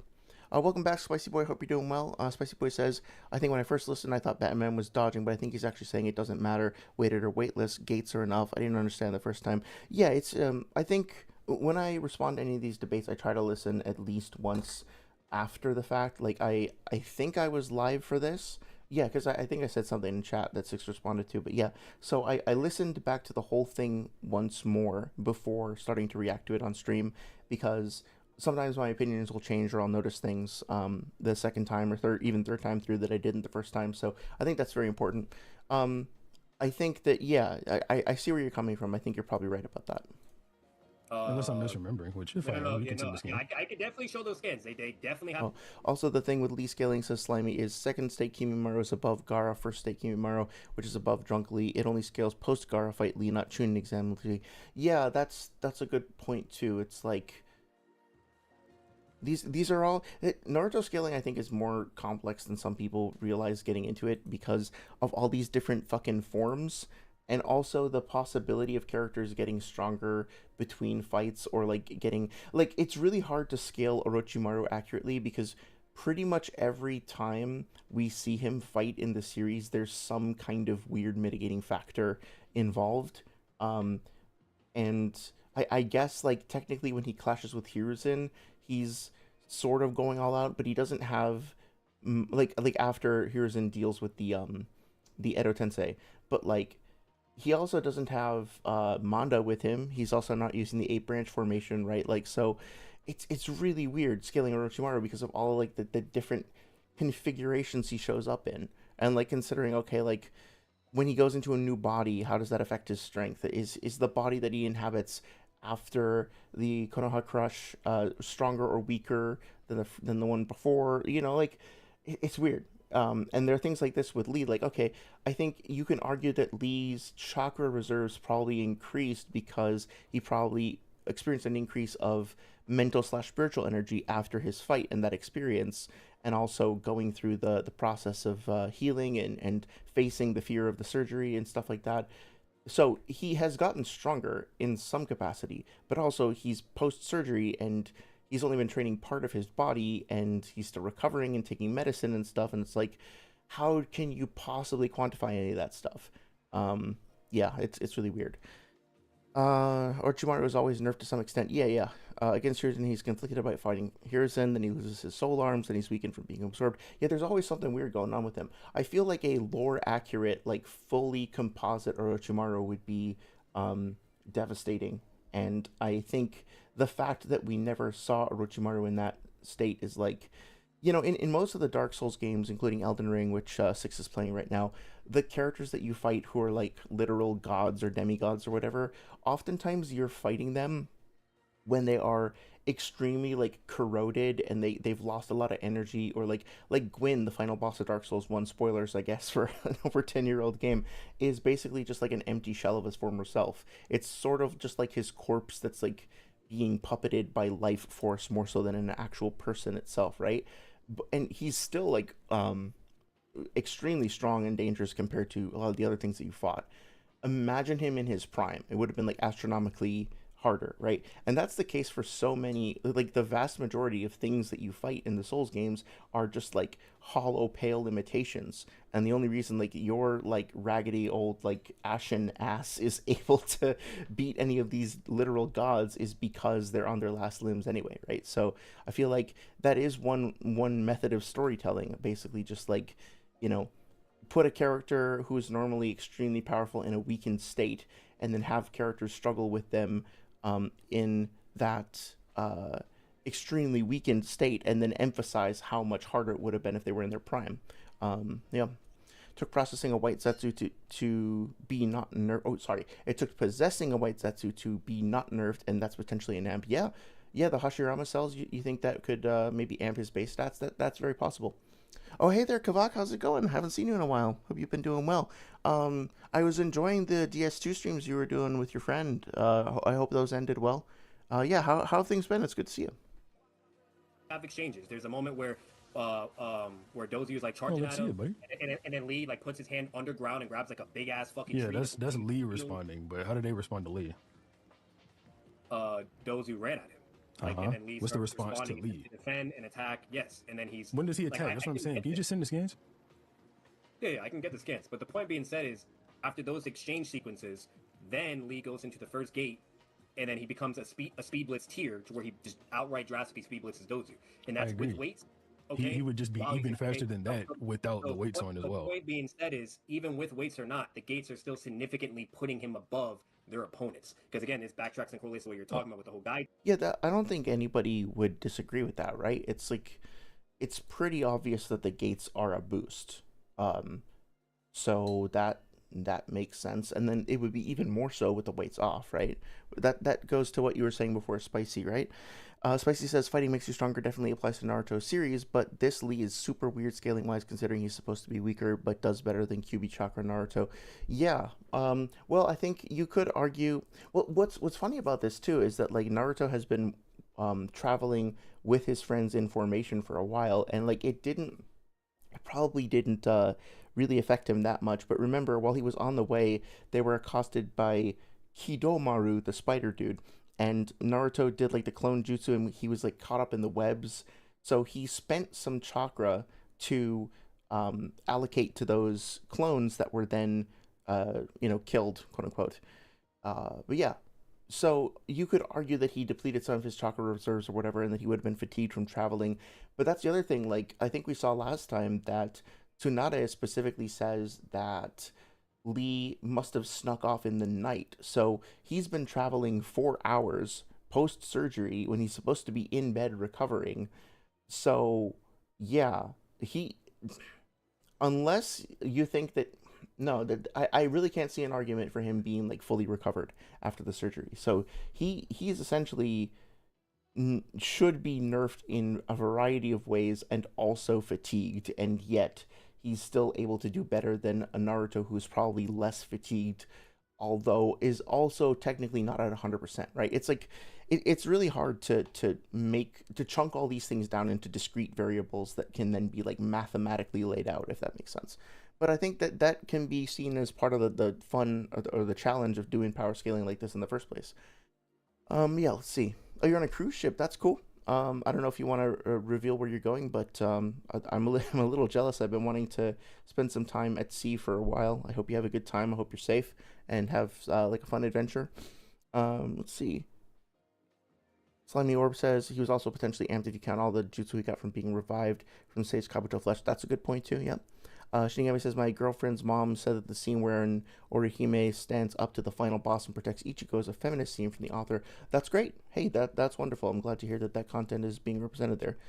You can't stay. You need to get some sleep. Oh, yeah, no worries, dude. I appreciate you saying hi. Be safe. Have a great time. Feel free to stop by whenever. We haven't been doing gaming streams for a little while, but within a couple of weeks, I'm hoping to do a stream where I start breaking down the music in the Souls games. So feel free to stay tuned for that. I don't know if you're into the Naruto stuff, but I will be getting back to Dark Souls 2 specifically. Will be the first music breakdown we do in a couple weeks. So I hope to see you there. But yeah, good to hear from you. Hope you have a great time. Shinigami's gonna draw a little more. Yeah, go for it. I all the drawings that you sent that I have genuinely that I've seen, I've genuinely enjoyed. It seems like you keep getting better, and you keep making like your color choices in the last one were really cool too. So yeah, keep up the good work. Slimy Orb says Naruto was also in a weird mental space in the shock of Sasuke just leaving. Yeah, 100%. Like mental state needs to be taken into consideration for sure. Spicy Boy says maybe Lee isn't fully recovered, but because of his fight, his potential 100% is enough above tuning exam Lee that not fully recovered Lee is equal to or higher than tuning exam self. Yeah, I feel like so. If Lee were Lee about to start the tuning exams, fully rested, fully healed, normal, 100% zeroed out, right? And then you take that Lee and stack him up to a post-fight Lee. Sorry, how do I say this? You then have Lee, who has now another version of him who has gone through the surgery, has fully healed, and has also zeroed out, like totally rested, neutral state, whatever. Even if the second version of Lee hadn't done any additional training compared to the first one, I think based on the rules of like how chakra works in Naruto, that second version of Lee, the later like post-surgery version of Lee, will still be a bit stronger overall. Yeah, post-recovery Lee, but specifically without like imagine post-recovery meaning like he is fully recovered, right? Like not the version of him that shows up to fight Kimimaro. That post-recovery Lee is going to be stronger than the previous version, at least in terms of his physical / spiritual energy. Maybe his muscles will have atrophied a little bit because he'd be a little bit rusty from training, but I think overall, like, yeah, he gets a boost from that experience. I think that's how, because like it's vague, but Kakashi basically says like the spiritual / mental energy comes from experience and training and fights and stuff like that, right? So yeah, it's some part of him is getting stronger as a result of that. Naruto characters are all secretly Saiyans. Yeah, they'll have like the what's it called, the Zenkai boost from getting crushed by sand. Thing. Oh, but what is that with the weights or whatever? I'm basically saying it's a non-void factor, or whatever, because we actually have evidence to show non-void factor. Yes, it doesn't make a difference. Is basically what I'm getting at, because he's I think he was trying to say null and void. shown Wouldn't to it be where a he's void fighting factor? weighted, and then he does the first gate, and he's still a blitz tier above. So That- meaning that when the doesn't- guy is making what? that statement, I'm just Just want to like also comment on the reach on that wing stance on the I think that's the R2 on the fucking Milady there is insane. I have to get back into a Milady build next time I play Elden Ring. saying he would be faster also without the weights on as well. So third gate Lee is faster than weight Lee, right? But third gate Lee without weights is even faster than that. So what? Spicy says, it just makes sense that fighting would make you stronger even if it wasn't stated by someone in burst, because fighting is an extreme workout. That's true. That's true. Yeah, I'm probably overthinking it, but I think sometimes there's a level of scrutiny that comes up in debates where it's like, no, you need to prove that using the rules of the verse or whatever, right? So, yeah, Slimy says, Sand, yeah, Sand Crush amp. I got my, like, organs and limbs squished amp. Which one is Neji slower than? Okay, so I see the again, disconnect here. yeah. So the point where Neji is slower, okay, is when Lee is in the third gate and up. Because from Guy's statement verbatim, and I can send these scans if I there's know still the confusion. scan, dude. Just fucking Okay. talk. Okay, so he's saying third gate and up. He's talking about the whole thing. Like to do that whole taijutsu sequence and whatnot and blah blah, it requires the third gate. Okay, but then we see Lee doing it in the fourth gate, and then and you already know he does the fifth gate with the final blow. So, point being said is to third and fourth gate. Guy says that's what's needed in order to take Neji down. Then you brought up the weights for whatever reason, thinking that matters and affects it, saying, oh, well, does that mean with the weights on or with the weights off? I'm saying that does not matter because we actually have feats and evidence showing that Lee uses the gate with the weights on too, and he's still able to make use of the gate amp itself to be a speed blitz tier above his Okay, opponent. Batman. I think we can move on from this. Okay, cool. So, anyways, so point being said is the correlation here is if you have this Lee fighting this Kenmaru, okay, and when Neji and whatnot with the gates and everything I already said, okay, this Neji would flat out be superior to to Sasuke, because we're talking about the same Sasuke that's having a competitive battle and physical exchanges with base Naruto. Okay, so I want to make sure that I understand that, because I think I'm still, maybe it's just me being stupid or tired or whatever, but I am struggling to understand Batman's point. Maybe y'all can help me if I'm missing something, right? So I think what he's saying is that Lee, when he's in the third gate, regardless of, Lee, when he fights Kimimaro, is equivalent to Kimimaro. Kimimaro is stronger than Naruto, and Naruto would be equal to Sasuke. I think he said that at some point.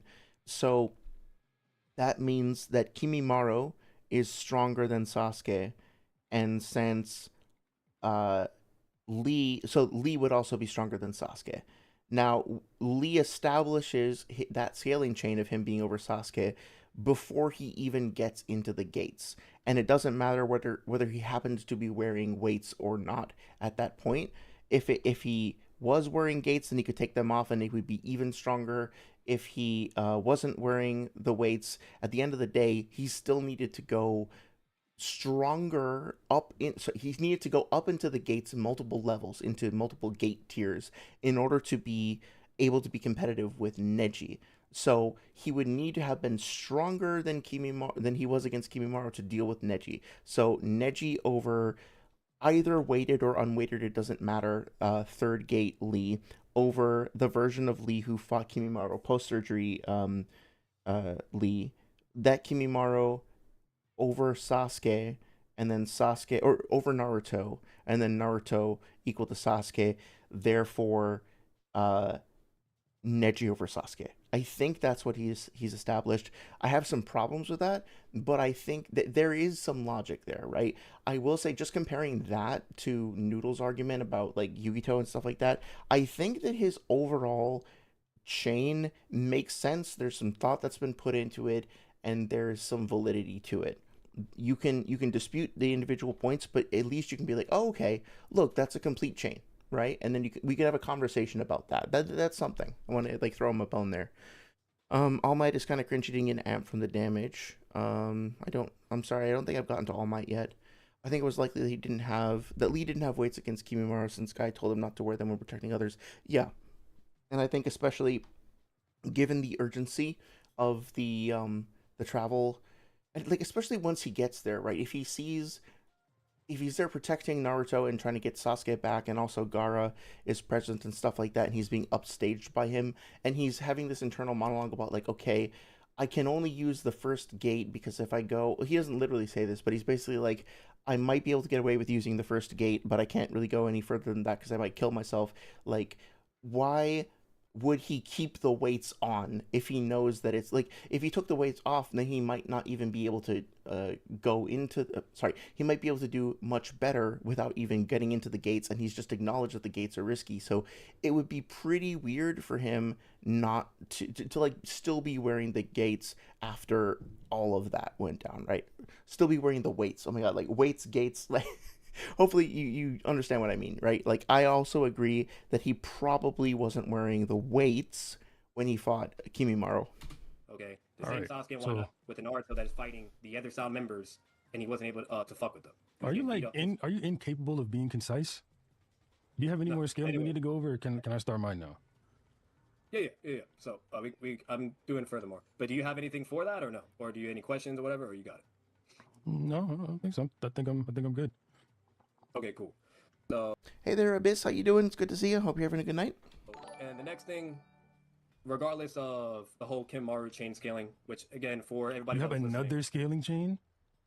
yeah, it's to further because it also connects to Naruto and Sasuke and whatnot. So again, the whole point of this all, just for everybody, it was basically keeping Naruto, like the whole 1,000 clones, chakra cloak, all that, whatever, fighting Bowman, blah blah.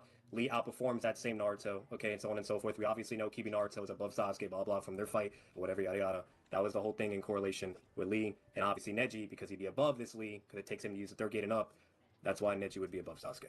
So basically all I was talking about. So the next thing, let me pull it up for you. Doo-doo-doo. Is this a separate scaling chain from the one that you just did? So it's all actually in one scaling chain. I literally sent it to 6 in the beginning of this. Why didn't you debate. say that earlier? I asked you that and you I started did it tweaking. on recording. I said that on recording. I literally said it. I my actually think I God, said okay. it multiple times. All right, One being all said right, is, all right. I literally wrote it down for you. I said in simple terms, my win notion, Rock Lee with third gate and up is greater than Neji, who is greater than base Bone Man, okay? Greater than mental amp QB amp Naruto, which is then greater than Sasuke, greater than base Naruto. That was the simple chain scaling right there. And my win con, Okay, yeah, okay. That you know, agree with it or not, like that at least is a coherent, solid premise. was Neji will speed blitz Sasuke and kill him with gentle fists. Why do you That keep was calling him horrible, definitely man? said in the beginning. So he's Bowman. Anyways, so that's basically what I had there. So I did write it down. It's literally in Arkham City debate scans if you need to see it. Unless you're repeating yourself again. 1 second, I'm adding that to my notes real quick. Yeah, that was said in the I personally don't mind him repeating. Like, I also get that it's like they're an hour into this debate and Six hasn't even started his scaling, really. So I do think I almost wonder if it would make sense to not enforce, but to like encourage a Oh, All Might is from My Hero Academia. Right, okay. I'm getting my verses crossed up, sorry.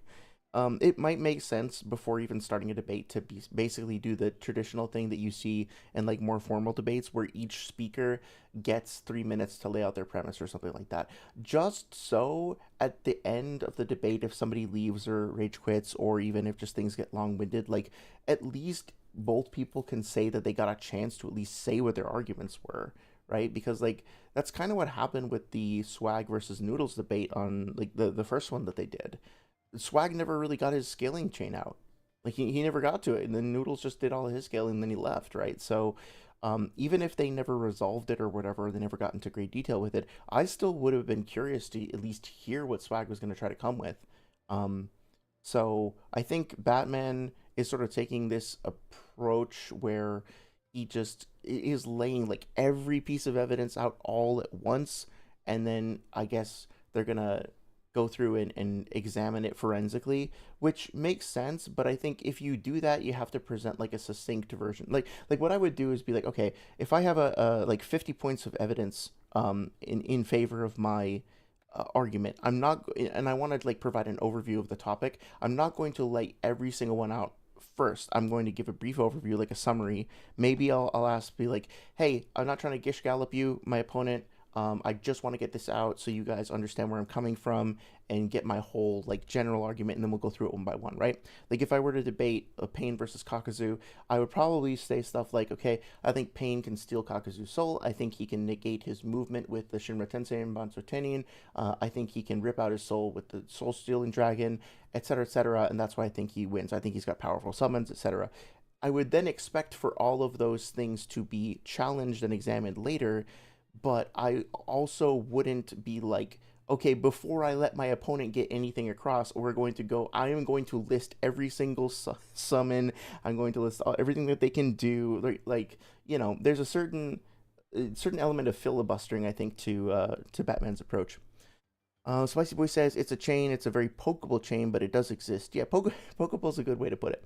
And I guess repeating it to a point is good for consolidation, but it does get to a point where he keeps repeating over and over. Yeah, there has to be a limit to that because otherwise you're just like going ad nauseum or you're filibustering. You have to be aware that a debate is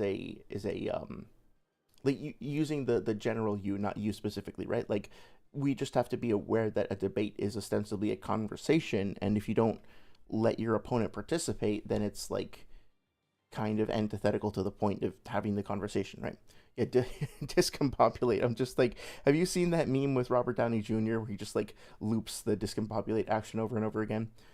Slimy says, oh, sorry. The Neji that was said to need the third gate to beat was pre-rotation training, so Neji is stronger than that. Then he had like a month-ish more training before the Sasuke retrieval arc. Okay, so that would put Neji even further above Sasuke, if I'm following you correctly. So I think that's something that if Batman didn't bring that up, that's a big missed opportunity. Slimy Orb says Neji got a month of training before the end of the tuning exams, then another month before. Oh yeah, okay, wow, okay. So yeah, that's we'd assume that that's a very significant increase. You love RDJ Sherlock. I need to go back and watch that movie again for sure. Beginning on recording. Basically, Kenrock, if that's the same scaling chain, I think I broke it in two places. Either one of those points works. If it's the same scaling chain, to just sever the chain, and Neji by his scaling wouldn't be faster than Sasuke at all. Okay, so now I'm gonna get into furthermore. So holy fuck. Don't holy fuck me, big boy. I know you can't keep up and your endurance is fucking shit because your fucking fat ass fucking rolls all over your body. Every time you make one fucking movement, them damn fat rolls be making a big ass tsunami wave, you fat fucking lard bitch. Shut up. Mm-hmm. Okay, yeah, I don't... If I were in the debate at that point, like, I just wouldn't be interested in continuing the conversation with somebody who's going to talk to me that way. Like, what's the point? Like, I don't care if they think they win a debate about an anime character with me or not. Like, I'm not gonna sit there and just listen to that indefinitely, you know. Playing all the time. Anyways, where's your kid during all this? You know, I need to watch King of the Hill when that pops up. Jeez, that shit. Where's your child during all this? That's all that needs to be. I mean, like, I think bringing up personals is pretty below the belt, but also I think it's sort of justified. Given what has been said to Six, and honestly, like, if you just examine what he's saying, he's like, you have a child. If the child is anywhere near you, if the child is ever gonna grow up and like watch your content and try to learn from you, like, can you imagine having like, I'm just gonna invent a number here, like a 5 or 6 year old kid, right? And they're just starting to learn about anime and Pokemon and video games and stuff like that, and they like, imagine your kid finds Naruto. Even at age 8 or something, they find Naruto, like, wow, I really like this cool comic about a ninja, and then he's got like a cool fox character, and he's got a friend, and they're fighting and stuff. And then you're like, as a father, you're like, oh yeah, I love that series. I talk about it all the time. And then they find your YouTube channel, and you're just like calling somebody a fat bitch with like rolling fat rolls, and like you're a Teletubby looking at the sky, and you need to go eat your Snorlax snacks or whatever. It's like, what the fuck are you doing, man? Like, you do have a child, and they are gonna come. They're gonna find this shit sooner or later, right? It's in a public space, so I don't know. Unless you're planning on using that as a learning tool later, of like I think it's uncool for me to tell other people how to raise their kids. Let me just say that I don't think it's my place to tell other people like, hey, you know, for me to comment on their parenting at all. Right, so let me walk back a little bit because I don't think it's really my place. I have no idea what this person's home life is like compared to their internet persona, but it is weird for me though. Like, and I talked to Noodles about this too. It's like, what kind of example are you setting? If there is a chance that your child is going to consume this later on, and you're a parent, what kind of legacy do you think you're leaving for yourself? Like, it just wouldn't occur to me to speak this way. Slimy Orb said, I would ask why they can only think of a fat version of me. They should keep that to themselves. Yeah, I wonder why that comes up. And also, it's like, Like, why is that an insult? Like, in 2026, like, is it really, you're really trying to get somebody to get under the skin, really, like, discombobulate them, as you say. Yeah, I saw that the full discombobulate sequence, right? Like, I'm a hefty guy, okay? Like, I'm back in the gym. I'm trying to lose some weight, trying to get back in shape, but I'm a a robust individual. I have presence, right? Let's just say that. Um, and if somebody were to say, "Hey, you're a really, really fat guy who is fat, and you have a big belly, a big fat belly, and a big fat ass. Look at you," I'd be like, "Yeah, I'm aware of that. Why do you think I'm in the gym? Why do you think I'm dieting right now?" Like, yes, and is that supposed to bother me? Oh, you're not attractive to. I'm not attracted. Sorry, you're not attracted to me. I'm not attractive to you, random person on the internet who is yelling at me about my weight. Okay, I'm not attracted to people who are assholes who body shame other people. So I guess we're good then. Like, what do you want from me? You think you're gonna make me cry? We're not in middle school. Like, okay, sorry that you're such an asshole. You just self-reported, right? Anyway, Shinigami says, I mean, do you want kids? No comment. First of all, I wouldn't want my kids to go on the internet until they're 18. If I did have children, I would be very cautious about how they engage with the internet because there's a lot of horrible shit out there. Some parents need to be called out, I suppose. I want to be very cautious about commenting on anybody's personal life. I think it's kind of outside the scope of talking about anime. It is weird though. It is weird. It's weird vibes. CPS exists. Yeah, I'll be proud if my kid comes out as moderator. Fair enough. Fair enough. Please don't discombobulate my gym. I mean, can you imagine like just going into a boxing arena and just be like, "Oh yeah, dude, check out this cool move," right? And you're just like, discombobulate, discombobulate. DML says we're all discombobulated by their robustness. Oh no, my my King K rule build has discombobulated the chat. Oh no. Oh well. So these are the two narrative claims that I'm bringing in, and this is also reinforced in the retrieval arc as well. Which again, this is relevant because it's in regard to Final Valley Sasuke, who fights Final Valley Naruto. I'm just gonna pose this real quick. Do. Bro, I love how like the chat is like acting like their therapist, bro. So they're saying little statements like, "What is wrong with this guy? Is he okay?" One white bitch said, "I'm ashamed as a woman that I let him hit." Like, You don't like when people do that because Jada Great and Batman were doing that hella whenever they made their video on me, acting like therapists. Oh, I see. I see. I take it as a compliment, email. Thank you. I appreciate that. what they say. They were like, we got your number 6. We know that you're a sociopath with narcissistic tendencies. I know everything about you. Even your close friends agree with this. What the fuck? That's such a weird, like, tilted thing to say. You think that's lame as hell, D1? That's what they were doing. No, I don't say it's lame. I think it's funny. Oh, okay. So I'm posting on these scans right here.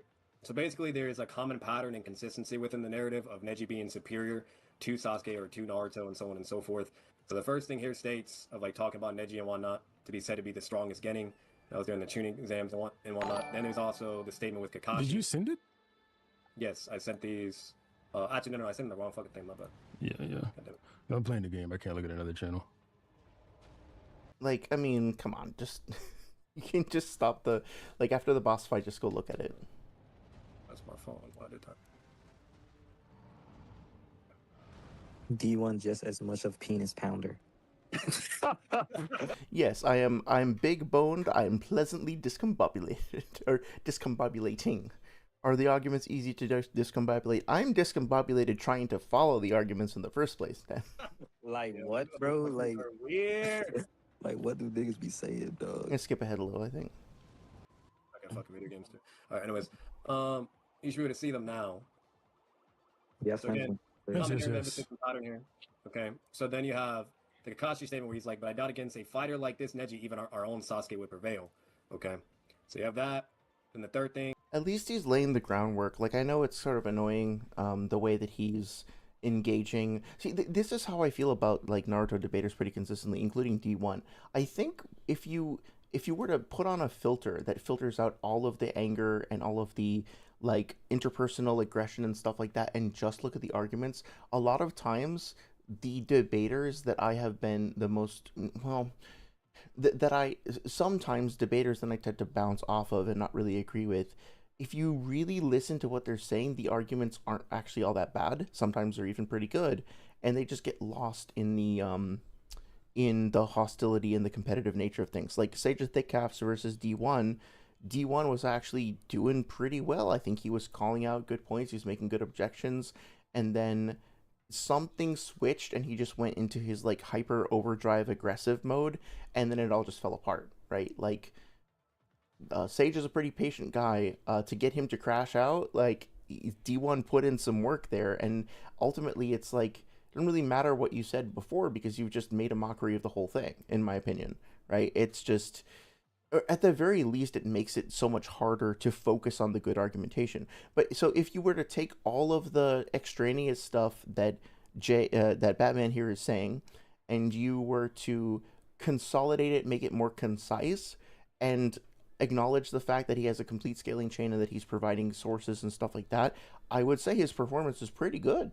You know, it's a shame almost because it's getting like buried under all of this unnecessary stuff. Yeah.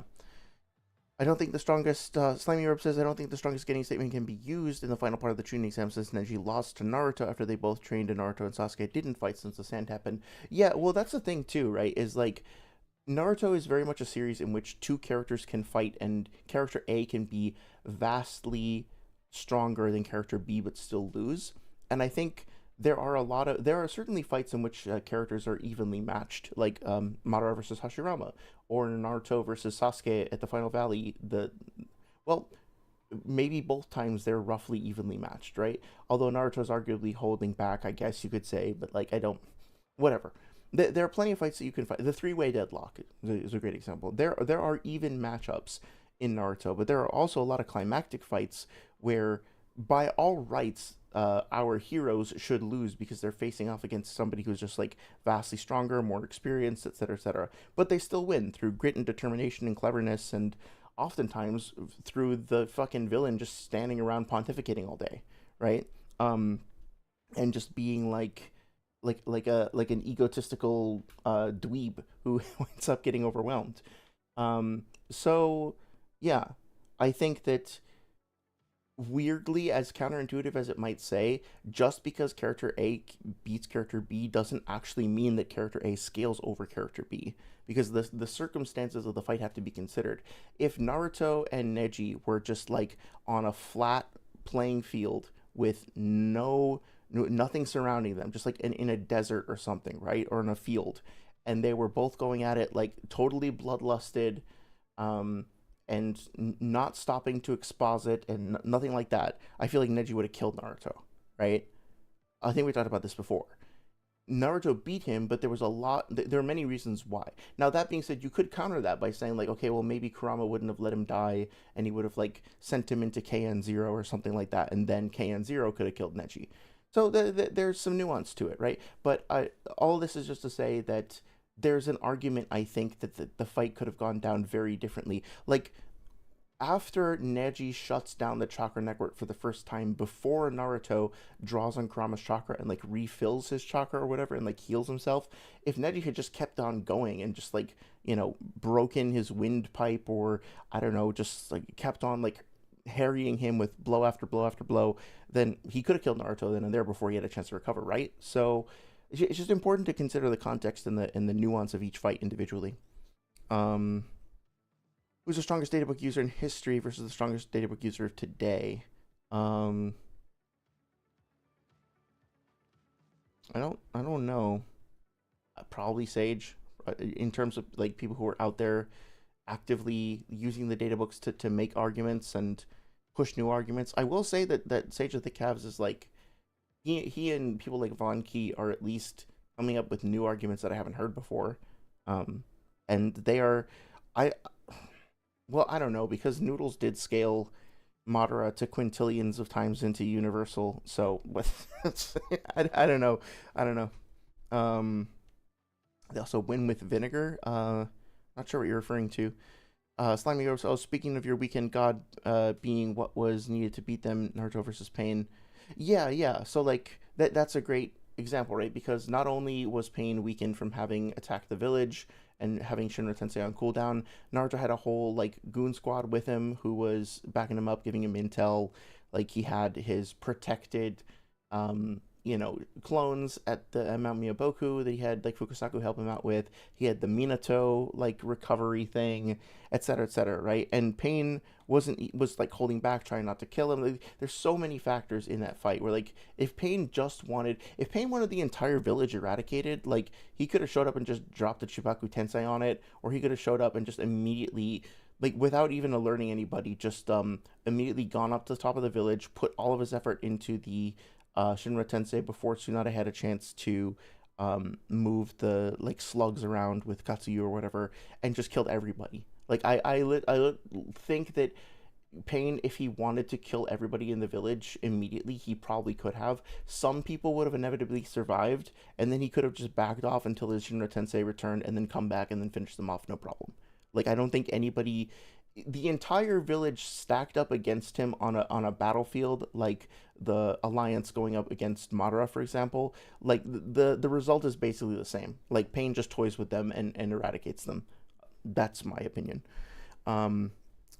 Slimy says, I think Naruto's training was the counter to Neji, since the training was about being unable to use his own chakra to access Kyuubi chakra, so while it wasn't planned in world, maybe the story was to be it. The narrative context is very important to consider there too, for sure. I don't think he could have used Chubaku Tensei, since he does imply it has a range limit to be usable. That's true, unless he brought his main body closer. But yeah, even if we eliminate Chubaku Tensei and just say Shinra Tensei, then yeah. Shinigami says Markiplier reference. Oh shit! I was actually just watching some Markiplier like try not to laugh compilations earlier. Sometimes it's very comfy. It's very comfy. Oh, I think I saw he's streaming fucking Five Nights at Freddy's again, and like it showed up on my YouTube recommended, and there was like 86,000 people watching, and I saw like 86 viewers, and I was like, oh, that's weird. Why is such a big YouTuber like only having 86 viewers? That doesn't make any sense. And I did double take. It's like, oh, it's 86,000 on YouTube alone. Okay, that's different. Tomodachi Game and Kakegure me question the whole fan service thing. I'm sorry, I'm not sure what you're referring to. Okay, yeah, let's continue. Is when Shikamaru is talking about the whole team formation and whatnot, to where he even brings up Choji's like, Choji, you're up fourth, you don't have speed, but you have the greatest dragon power, blah, blah, all this bullshit. And he says, finally bringing up Neji, the rear, is the toughest job of all, which about Gum, and he explains it, whatever. It's again, Neji's a speed demon, that's what. Okay. But as we further get into the narrative... I can read all of these scans, so 4 of the scans you sent are from the Sasuke retrieval team, which Sasuke is not on, so Neji can be the strongest of this bunch. I'm fine with that. It doesn't make him stronger than Sasuke. That doesn't address the claim, because this does affect Sasuke, because Sasuke fights this same Naruto. And mind you, but they think Sasuke got kidnapped. No, I'm not done. I'm addressing it. Okay, this same Naruto fights that same Sasuke, okay. And this same Naruto is also not at full power. He is fatigued, while Sasuke is at full power. So there's that as well on top of it. So there's a severe discrepancy and gap of fucking between Neji and this Naruto and Sasuke. So, but anyways, point being said, as with the whole narrative pattern and emphasis, okay. Then it leads up to the next thing, where Taiya and Saikon are talking, like, she's what's taking the fastest on, whatever, blah. They're like, it was a mistake to leave our weakest behind.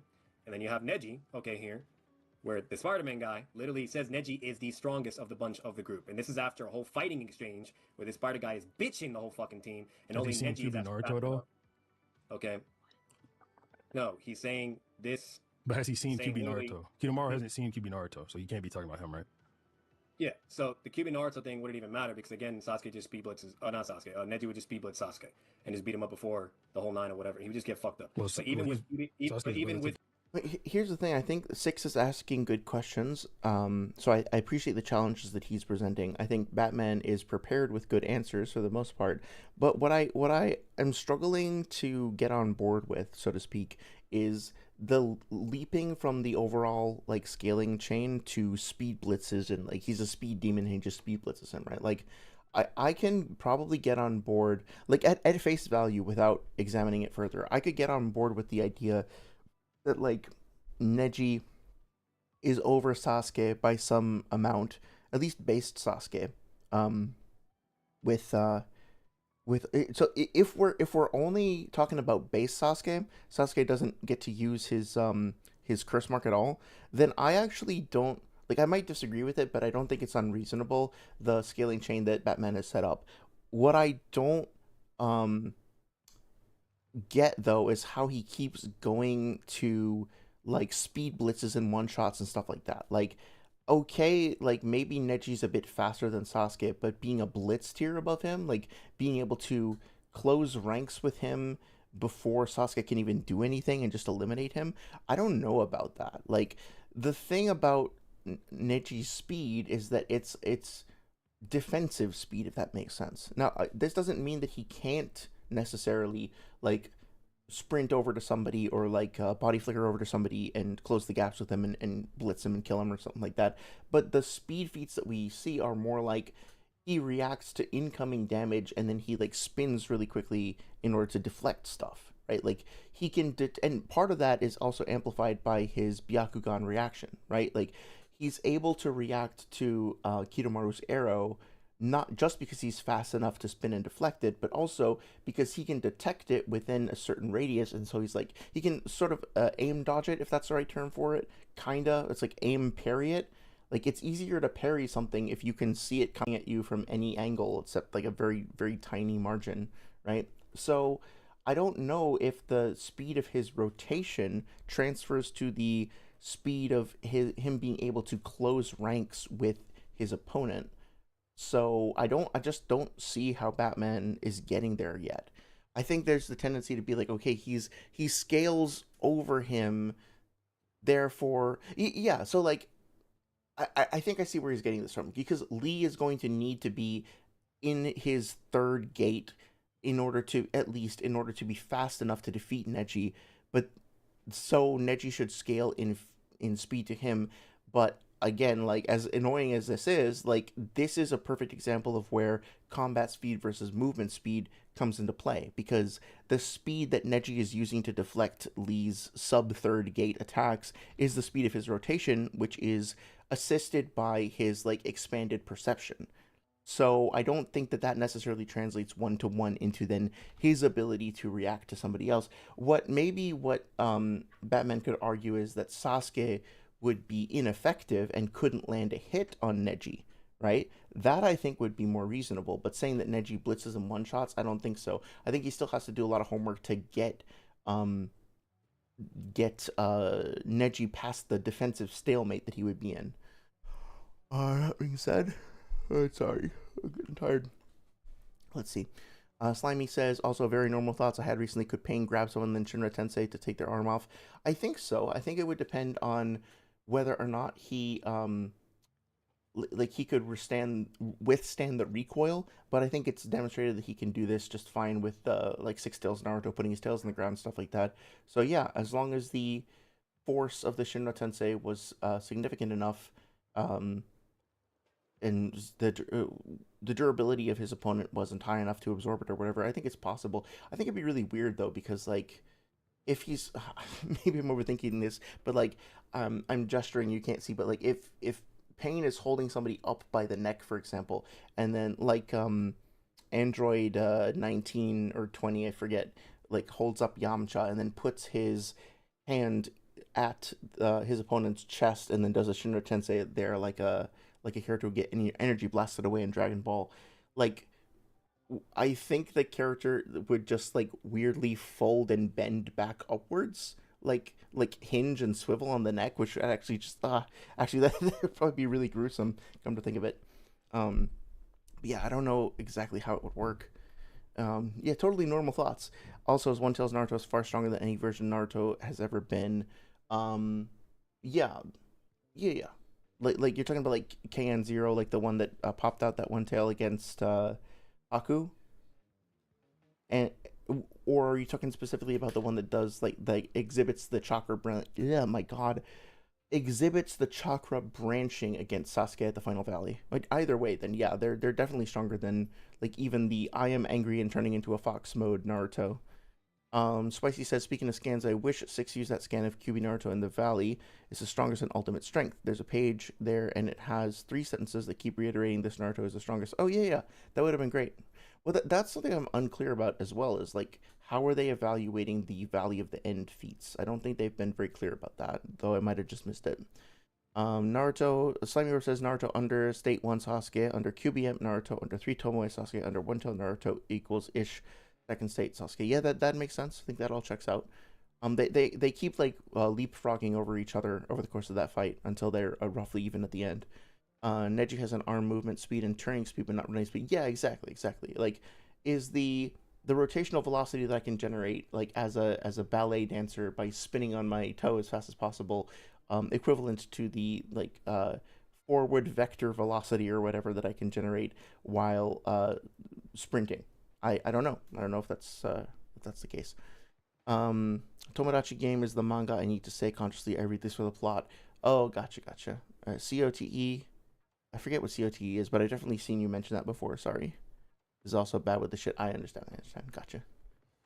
With Kyuubi Naruto, even with Kyuubi Naruto, this would still apply based upon everything we're talking about with the whole Rock Lee thing and Bowman and all that and everything. Because we actually do see comparisons with Team Guy and Kyuubi Naruto.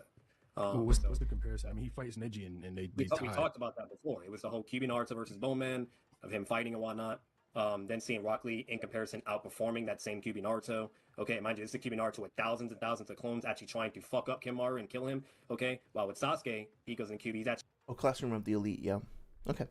I think Slimy Arab says, I think rotation was needed to turn at, or was said to need turning at like 700 miles per hour, something like that. You know, that would actually be a useful, something useful to establish as like a debunk for light speed, maybe, or at least maybe not to like weaponize it as like a debunk, but it would be interesting to have that figure as like a benchmark or whatever for speed scaling around this part of the series. Actually holding back and not gonna actually trying to fucking kill him and just bring him back to the village. So there's also that as well. But regardless, he can be superior to his clones. I don't think that makes him superior to Naruto himself. Okay, he beat Naruto. He literally defeated all of his clones. Yeah, and then Naruto was that was base Naruto. And whatever. That was base Naruto. You're not following. I'm talking about Kyuubi Naruto and Bowman. Yeah, that was base Naruto. You said that in your scaling. You said that was base Naruto in your scaling. He was about to hit base Naruto. I brought up Kyuubi Naruto as well. I even showed the scans. Yeah, but he fought Kyuubi Naruto's clones. On top of it, because I explained those contexts. He fought the clones. 2,000 plus clones. Yes, and there was also the original user, because Bowman states down to the last one. Okay. Yes, which was Naruto.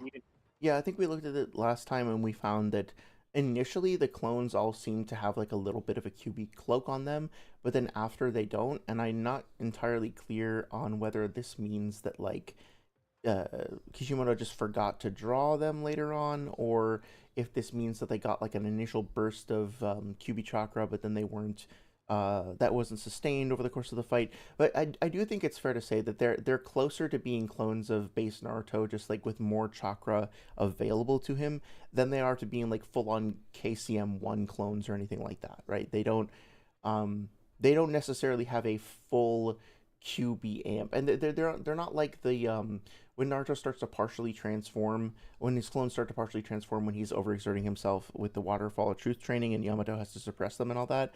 I don't think it's quite that level of the clones having QB chakra in them, but I could be wrong. But yeah. What Spicy Boy says, what does Shikamaru know? He wasn't there for Search of Tsunade and Rasengan training. Shikamaru can think Neji is the strongest in the rescue team, but that doesn't make it true. Yeah, so let me play devil's advocate for a second here. I think that on the one hand, yes, within the context of a debate, I think that that's perfectly reasonable to point out, and you might be true. I think also from a general readership standpoint, if you are an author, you want to try to communicate something to your audience, unless you do it by breaking the fourth wall or having like a narrator being like, our heroes are approaching the enemy, they are facing the strongest foe that they've ever seen, what'll happen, tune in next week, something like that. Then the author has to try to find some way of giving us the information through a given character or event or something like that. And so I can see Kishimoto being like, okay, I'm going to pick this guy, he is the strongest character, and I'm going to make this character in the world say these words so that this gives the knowledge to my readership. So in other words, Shikamaru is acting as a mouthpiece for the author to tell the general readership that Neji is the strongest, because how else would the author get that information to us?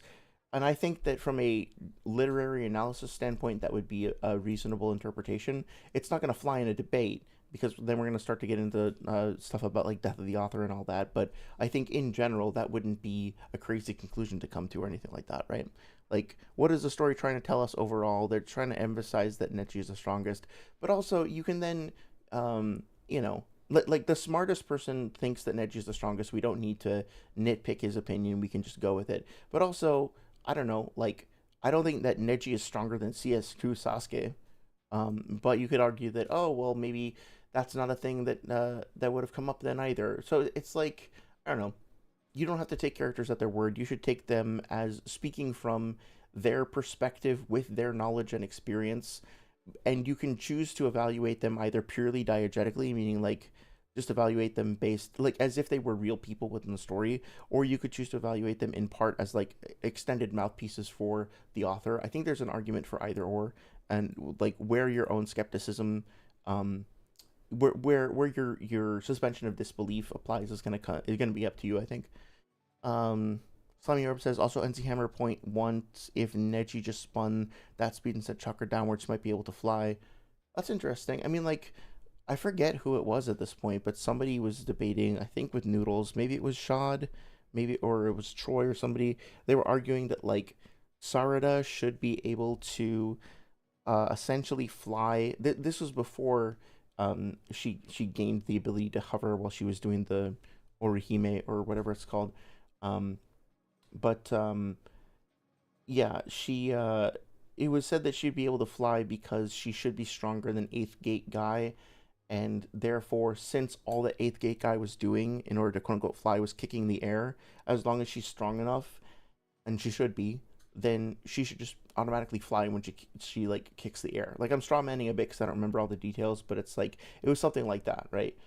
So yeah, it is interesting to think about. Okay, well, it seems like in Boruto, by the time you get to TBV, they were just like, yeah, characters can fly, whatever, don't worry about it, right? So, um, I'm probably leaving out some details, but yeah, it would make sense. I think once you establish at a baseline that characters can learn how to fly, like I was just rereading Dragon Ball recently, and I think they mentioned that the reason Tenshinhan and Chotsu can hover is because it's specifically a floating technique that is taught by the crane hermit, whatever his name is, and eventually Goku just shows up and he can do it. Like off screen, it was like, oh, you must have learned that floating technique.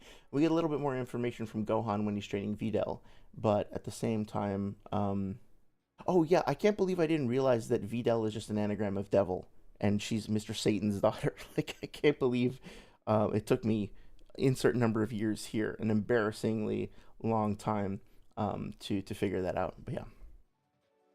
Anyway, Spicy Boy says, I can see that point. It's similar to 1010 saying the rotation is stronger than the Sand Shield. However, that doesn't always apply depending on character knowledge. It super depends on character. Yes, absolutely, 100%.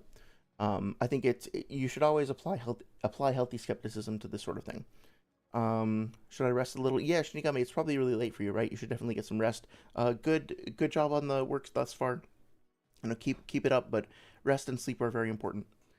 Slimy says, oh, minor spoilers for One Piece, but there are characters that can fly like 8 Gates users. Oh, that's cool. Yeah, I look forward to it. Honestly, I'm not surprised given what I've seen so far in the series. I imagine there would be some exceptional stuff happening. I think I saw a clip of Kizaru fighting, and I think he was kind of zooming around and with all his sparkles and all that, to use the scientific terminology. Spicy Boy says, I also think Batman is misinterpreting what Shikamaru was saying about Neji and his position in the team. Him having the hardest job doesn't equal that he is the strongest, but Six let that slide. Yeah, that's another thing, right? Like, you can argue that if, I want to be careful with this, because I think there's some potential caveats, but obviously, like, if your opponent makes an argument, and it's compelling, and it is backed up by some sort of evidence, or some sort of, like, logical argumentation, and you don't have a counter for it, and you don't respond to it, then they can win that point. I'm being careful here because Noodles did say something similar. I forget if it was in a debate or whatever, but he seems to have this perspective that, like, as long as he says something that is a positive claim, that if his opponent doesn't respond to it, that he wins.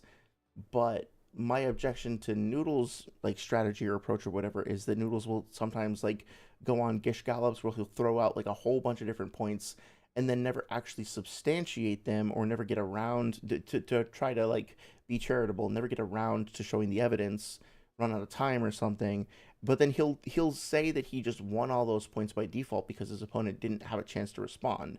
That's not how that works either, right? Like, you still have to fulfill the burden of proof on your claims. You still have to make sound and logically reasonable arguments. Just because you manage to sneak something by your opponent doesn't mean that you've actually established anything. It's not really a victory. It would be like me saying like, well, I don't know, like I think Neji is smarter than Sasuke, and also I think that, and here's the scan for that, and I think Neji can hit harder than Sasuke, and here's the scan for that, and I am basically done. Also, he sleeplesses in one shots. Okay, moving on. Right? It's like, and then at the end of the debate, if my opponent didn't hear me say that, I can be like, and Six never responded when I said that he blitzes in one shot, so he conceded that point. So Six agreed through concession, through like omission, that my character, obviously it's like nobody's fooled by that. Nobody actually thinks that that works, but for some reason, some people do. Some people try to get it through, and it's like,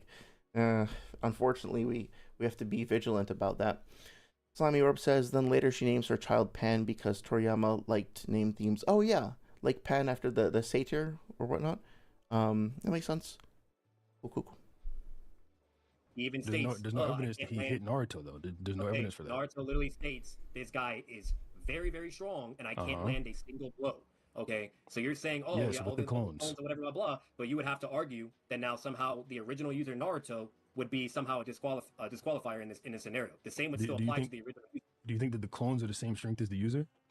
We consistently see it by feats against Gaara. We see it against Kakazu. We see what does Gaara show us? Show me. Let's see the feats. Yeah, remember when he summoned all the clones and he literally is with his clones and fucking up Gaara in the forest? That doesn't mean they're all the same strength. That just means they're all at the same time. Yeah. The clones. Hold on. The clones. And it's stated that they actually have equal. Neji states that it's equal to the person, which is why he's not able to distinguish the difference between all the chakra clones quantity. The chakra quantity. Yeah, and chakra is power. We know chakra is power. There's an abundance of statements that explains that chakra is literally the source of the ninja's power. Yes, chakra is power, but they have a fourth of Naruto's. Or and not even just a fourth of Naruto's usable chakra. So what Neji says is that the chakra is split evenly between the clones. Yeah, he makes the statement to where he's not able to find the original user. The context is in correlation. Did you just hear what I said? Okay. Yeah, I think it's interesting. It's worth acknowledging. The whole like chakra allocation thing between the clones is kind of weird.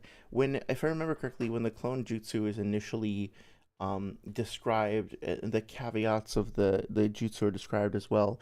The reason why it's a forbidden jutsu is because, or at least the taiju, like the mass shadow clone jutsu, is because it will potentially kill the user if they don't have a massive chakra pool, because for every clone you create, that clone will have X amount of chakra, where X is equal to the number of clones that are being made plus the original user. So if I make one clone, then that clone will have 50% of my total chakra reserves, like all of it. If I make 4 or 3 clones, so there's me plus 3, it'd be 4 in total, right? Then each, myself and the 3 clones, everybody there has 25% of my total chakra pool. So basically, if you don't have a massive reserve of chakra, you start making all these clones, then basically, if you make 10, it's going to be, if you make 9 of them, then you're going to be at 10% of your total chakra pool. If you make 1,000, right, then you're going to be like below, was it like 1% or 0.1% of your normal chakra, and that could be enough to kill you. Essentially, like you're bring you so close to death that even if you cast the jutsu, even if it doesn't outright kill you, you'll basically be totally drained and totally vulnerable. So it's like pretty much nobody can use it. Now, I don't know if that actually checks out later on in the story, but even Kakashi is pretty resistant to using clones if he doesn't have to, right? So yeah, I think it's worth bringing it up. And then like, how much speed and durability and how much of the stat stick that the original user has gets transferred to the clones. I think it's implied that basically in all ways except for durability and chakra reserves, they're effectively the same, right? Like Naruto could potentially mold more chakra or whatever, but all the individual clones themselves have a fixed amount of chakra and they're eventually going to run out. The clones don't seem to be as durable. Like if they get hit, sometimes they get hit once and they get immediately taken out by things that I don't think would necessarily be fatal blows. But, you know, I think it's worth bringing up. It's worth asking. Sorry, I'm getting tired. Let's just see. A little rest from staring at my screen. That seems reasonable. Spicy Boy says, I don't know about how Noodles worded it, but I've said before, I think debating isn't about getting the truth. It's about making the better argument. So just saying a point and not giving time isn't the better argument. Yeah, I understand where you're coming from there. I think I'm in the minority in that I would like for debates to be more about collaboration than competition. Like obviously it's inherently adversarial to be, you know, in that kind of arena. You're putting forward things that are getting tested by somebody else, you're testing them. So there's a competitive aspect to it, but I think the goal, like the perfectly happy good ending, 100% good ending of any debate is that both people walk away having a new shared understanding, a better understanding, and they're both on the same page. It doesn't really matter who wins or loses. What matters is that the bad ideas get discarded and good ideas get embraced and encouraged. But I also think that there's a version of debating where it's like you just do it just for the fun of the competition, and there's nothing inherently wrong with that. They're not mutually exclusive things, as long as good sportsmanship is observed in both arenas, so to speak. Slimy Europe says, I just checked the rotation being 700 miles an hour is an anime only statement. Oh, interesting. Okay. But it's good. I appreciate you looking into that. Slimy Europe says Naruto wasn't attacking with the clones. Also, the clones against Kaguya being weaker than the main body Naruto. That's true. And they also didn't seem to be able to sense Sasuke, if I remember correctly, in the other Kaguya dimension. Like Naruto himself, his main body could, but the clones didn't. At least that clone that was talking to Sakura and Obito and Kakashi didn't seem to be able to, right? So there might be other things like sensory abilities that are less accessible to clones. Like I wonder if a clone could use the clone jutsu and make a sub clone, or if can clones summon like could one of Minato's clones summon Gamabunta, or does it have to be his main body? That makes sense. Let's see, Spicy Boy, to be fair, for a while I didn't know shadow clones are relative but not equal to user in strength and speed, but Six is right in the rebuttal, clones don't fully equal user. Yeah, it's fair to at least bring up, right, and at least like evaluate. But I think it would be fair for like any average or any random reader of the series to come to that conclusion. I think it's heavily implied that that's the case. It's just maybe a little harder to get a clearly identifiable, discrete proof of that in a debate or something. Slimy says the multi-shadow clone is forbidden since there's too much division. I don't think durability goes to the clones, but if they use more chakra, they can amp their durability like what happened against Neji. Okay, I think that seems reasonable. The clones didn't have the full six-path sage mode sensing, but the main body Naruto did. Right, okay, yeah, so there are certain limitations then that the clones don't necessarily have access to. Although I wonder if the clone had then sat there and gathered nature energy, that's kind of what those clones were doing. Oh wait, you're talking about Sage of Six Paths. Yeah, okay, gotcha. So that's something different. Clones can make more clones. Naruto did in the war arc to block deep forest emergence from Madara. Oh, I didn't even realize that. That's cool. That's cool.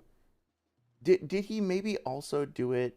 No, I was thinking that maybe he did it when he was fighting Gaara, but because there's that one beat where he like summons one of his clones underneath him and then jumps off its back. But that's Naruto's main body who's doing that, right? So I'm getting really tired. My voice is starting to crack, so I think I'll go a little bit longer, but I'm probably gonna wrap it up pretty soon. You're tired of the Sakura glaze? I didn't even know there was Sakura glaze ongoing. Yes, and what I'm saying in response, You just that doesn't make repeated any me. sense. No. That doesn't make any sense because you're saying, oh, they have like this level, whatever, blah. I'm saying they have equal levels. Could say it verbatim, and Neji says it. And when he's using his Yes. Gakugan, where he can see the chakra of the original user and all the clones, he literally said, I cannot find the original user due to the chakra being equal among all of them. So Naruto split his own chakra into the clones. We agree? Oh my god. Hold on. He split his own chakra into the clones. We agree? I'm gonna say that one more time. Dude, Naruto can you doesn't just have can you no you just talked a fucking lot. Let me counter. Let me counter. I'm stating it right now. Neji states it Stating verbatim. what? He Bro, states it hold verbatim. up. Judge. The clones Fuck no, you equal can't let him do chakra. that. No, fuck no, you can't Okay, let him and do he says that. he's not able to distinguish all the clones Just between talking. the original user. I'm not just talking. The debate is not a good bedtime story. Yeah, no, I'm gonna need. Well, I haven't had dinner yet, so after this, I'm gonna go eat something, and then I'm just gonna like chill with my dog. I think maybe I'll watch some. I don't know. You know what? I might do? I might watch an episode of Free Ren. I'm on like episode 11 or 12 or something, and it's like super cozy. So that might be a nice way to wind down. Who's overestimating Sakura is almost under. I'm sorry. Wow, that I couldn't get that sentence out. Who is overestimating Sakura? It's almost always underestimating. Say that 10 times fast. Yeah, I'd be curious to hear what this glaze is. He thinks this debate is boring. Want to grab a gun and shoot the wall? Please don't do that. If you do that, go to a firing range. Go to an actual range to do that, which is super fun. If you have a chance to do that, you should try it. Hello? I will say also, like, I've already said it before, so I won't belabor the point, but like I don't think that Six or Batman should be like arguing with the judges, like, or the judge. Sorry. Request moderation. That's fine, but I also don't really know if I don't know if what Batman is doing needs to be moderated. I can't decide. I have to go back and listen to this when I have a clear head to see if this interaction is like what I think about it after the fact. He literally says he can't Sorry, distinguish I'm listening. I'm just trying to add stuff to my notes real quick. Thank you. But Okay. like, Yeah, like at least he's trying, right? Like you might like not love the mods or performance or whatever, but he's sincere and he's like really trying to help. So I think he gets too much shit. Spicy Boy says, you have a dog, what breed is it? What's her name? Yeah, my dog's name is Cass, like Cassiopeia, like the constellation. And she is a mix between a Belgian Malinois and a Labrador Black Lab. So she's a really weird looking dog, but I love her and she's so cute and she's so great. The glaze for the writing, power scaling, and the intelligence claiming she's a genius. I haven't actually seen that much of that. I wonder where that's coming from. The judges trying their best. Yeah, I really think they are trying their best. She's a genius though. I think she's a medical genius. Yeah, like that's definitely been established, and also like a prodigy with chakra control. Although that doesn't really get, that does get brought up somewhat later in the series. But I mean, I think that there's probably a good sized chunk of the community that was hoping to see her become some sort of genjutsu master, and it just didn't happen. do you hear this? Yes, you can hear. Hey, I'm literally attempting to counter, and he just cuts me off and keeps talking like an ape. I don't care. It's also in correlation with what I said even before that Naruto consistently fights with his clones. They perform. There is most definitely relativity. Okay, give more examples. That one example you gave isn't enough, and you literally refuse to engage with me further. That's burden of rejoinder. We literally see it with the shadow. No, stop telling me the examples and show me. I don't think you can interpret manga well at all. Okay, yeah, I got you. Same to you, because you're a retarded ass bitch. So, Six, just to point this out, is now saying the original Naruto user and his Yeah, it's unfortunate slur there. Sorry. shadow clones. Apparently, there's no feats to where Naruto is fighting against the enemy. The original Naruto and his shadow clones to where they're performing the same. There's multiple references of when that happens, but I got you. I can show you. I guess we're gonna waste time then, but you know, here's what it is. I don't consider being asked to provide scans to support your positive claims a waste of time. Dude, this fucking running ass bitch. Fire Giant is pretty frustrating Holy sometimes. shit! What are you playing? Elden Ring. Oh shit. So I think this might be a good place to stop because they're looking for scans and stuff. I think, I feel like maybe my commentary wasn't as great about the individual fights this time around. So I think for next time, let's do one more stream because I want to make sure. I think Six still hasn't really gotten to his scaling yet, right? So let's do one more. We'll do it on Thursday, and between now and then, I'll try to listen to it back and take notes. Sorry, I feel like maybe tonight wasn't quite as good as I wanted because my head's like not in the game. So hopefully you guys still enjoyed it. But yeah, not to be too self-deprecating or anything. I want to make sure that I give this debate at least one more look when I'm better rested and can like think about it some more. So I will be back on Thursday. We'll talk about this some more then, and then let me. I don't know if you guys are still here, walkie talkie, but I will reach out to you about how you guys want to sync up with that Sage debate. If you guys want to talk about it on your turf, so to speak, or if you just want to hear my analysis, I'll plan to have that be the next thing we talk about. And yeah, now I won't have to go on hiatus in order to make time for sprucing up the stream because a whole lot of time just freed up in my life. So, thanks for letting me vent about that, guys. I appreciate it. Yeah, let me catch up with chat real quick, and then I'm heading out. Second or third best medical nin in the world. That is very significant for sure. Shinigami says, I was able to prove Orihime over Sakura in intelligence. Okay. Then Orihime is also a genius. Yeah, by that scaling, she would be, right? Sakura is a knowledge merchant. I don't know about that. Sakura was able to resist genjutsu that Naruto, Perfect Jinchuriki, or Kurama couldn't. How is that IQ, says Shinigami, and then Orb says it's not IQ, it's showing how good her chakra control is. Yeah, she can be a genius in multiple ways, right? Like we've talked before about multiple intelligences and how that can there's a lot of different ways in which intelligence can manifest and be applied. So I think that's important, an important distinction. Spicy Boy says your sleep nerf was greater than Rock Lee's hospital nerf. No shame. Thank you. I do appreciate that. I actually tried to get to sleep at a reasonable hour last night. I was in bed at like 10 or 10:30, and I just like stared at the ceiling for 2 hours and I couldn't sleep. And I'm like, okay. So I got back up and started to do other stuff. And then, anyway, I won't bore you with all of my like first world problems. I'll just try and like get myself on a better schedule for next time. Very much enjoyed it as always, John. Thank you very much, D-Mail. I really appreciate that. Spicy Boy says very fun stream. Very sorry about what happened. Looking forward to more. Yeah, thank you for the encouragement. Thank you genuinely. It really means a lot. And I think I'll get some rest. I'll get back on my feet, and then next week we can pick it up. I'm also open to responding to more debates or like other content. If you guys have any suggestions, feel free to leave a comment or to send a message in the Discord. Link to the Discord server is on the channel description, like the main page. So feel free to hop in if you'd like. No pressure, of course. But yeah, I hope you guys have a great rest of your weekend. I'll see you in a couple days. Take care. Bye-bye.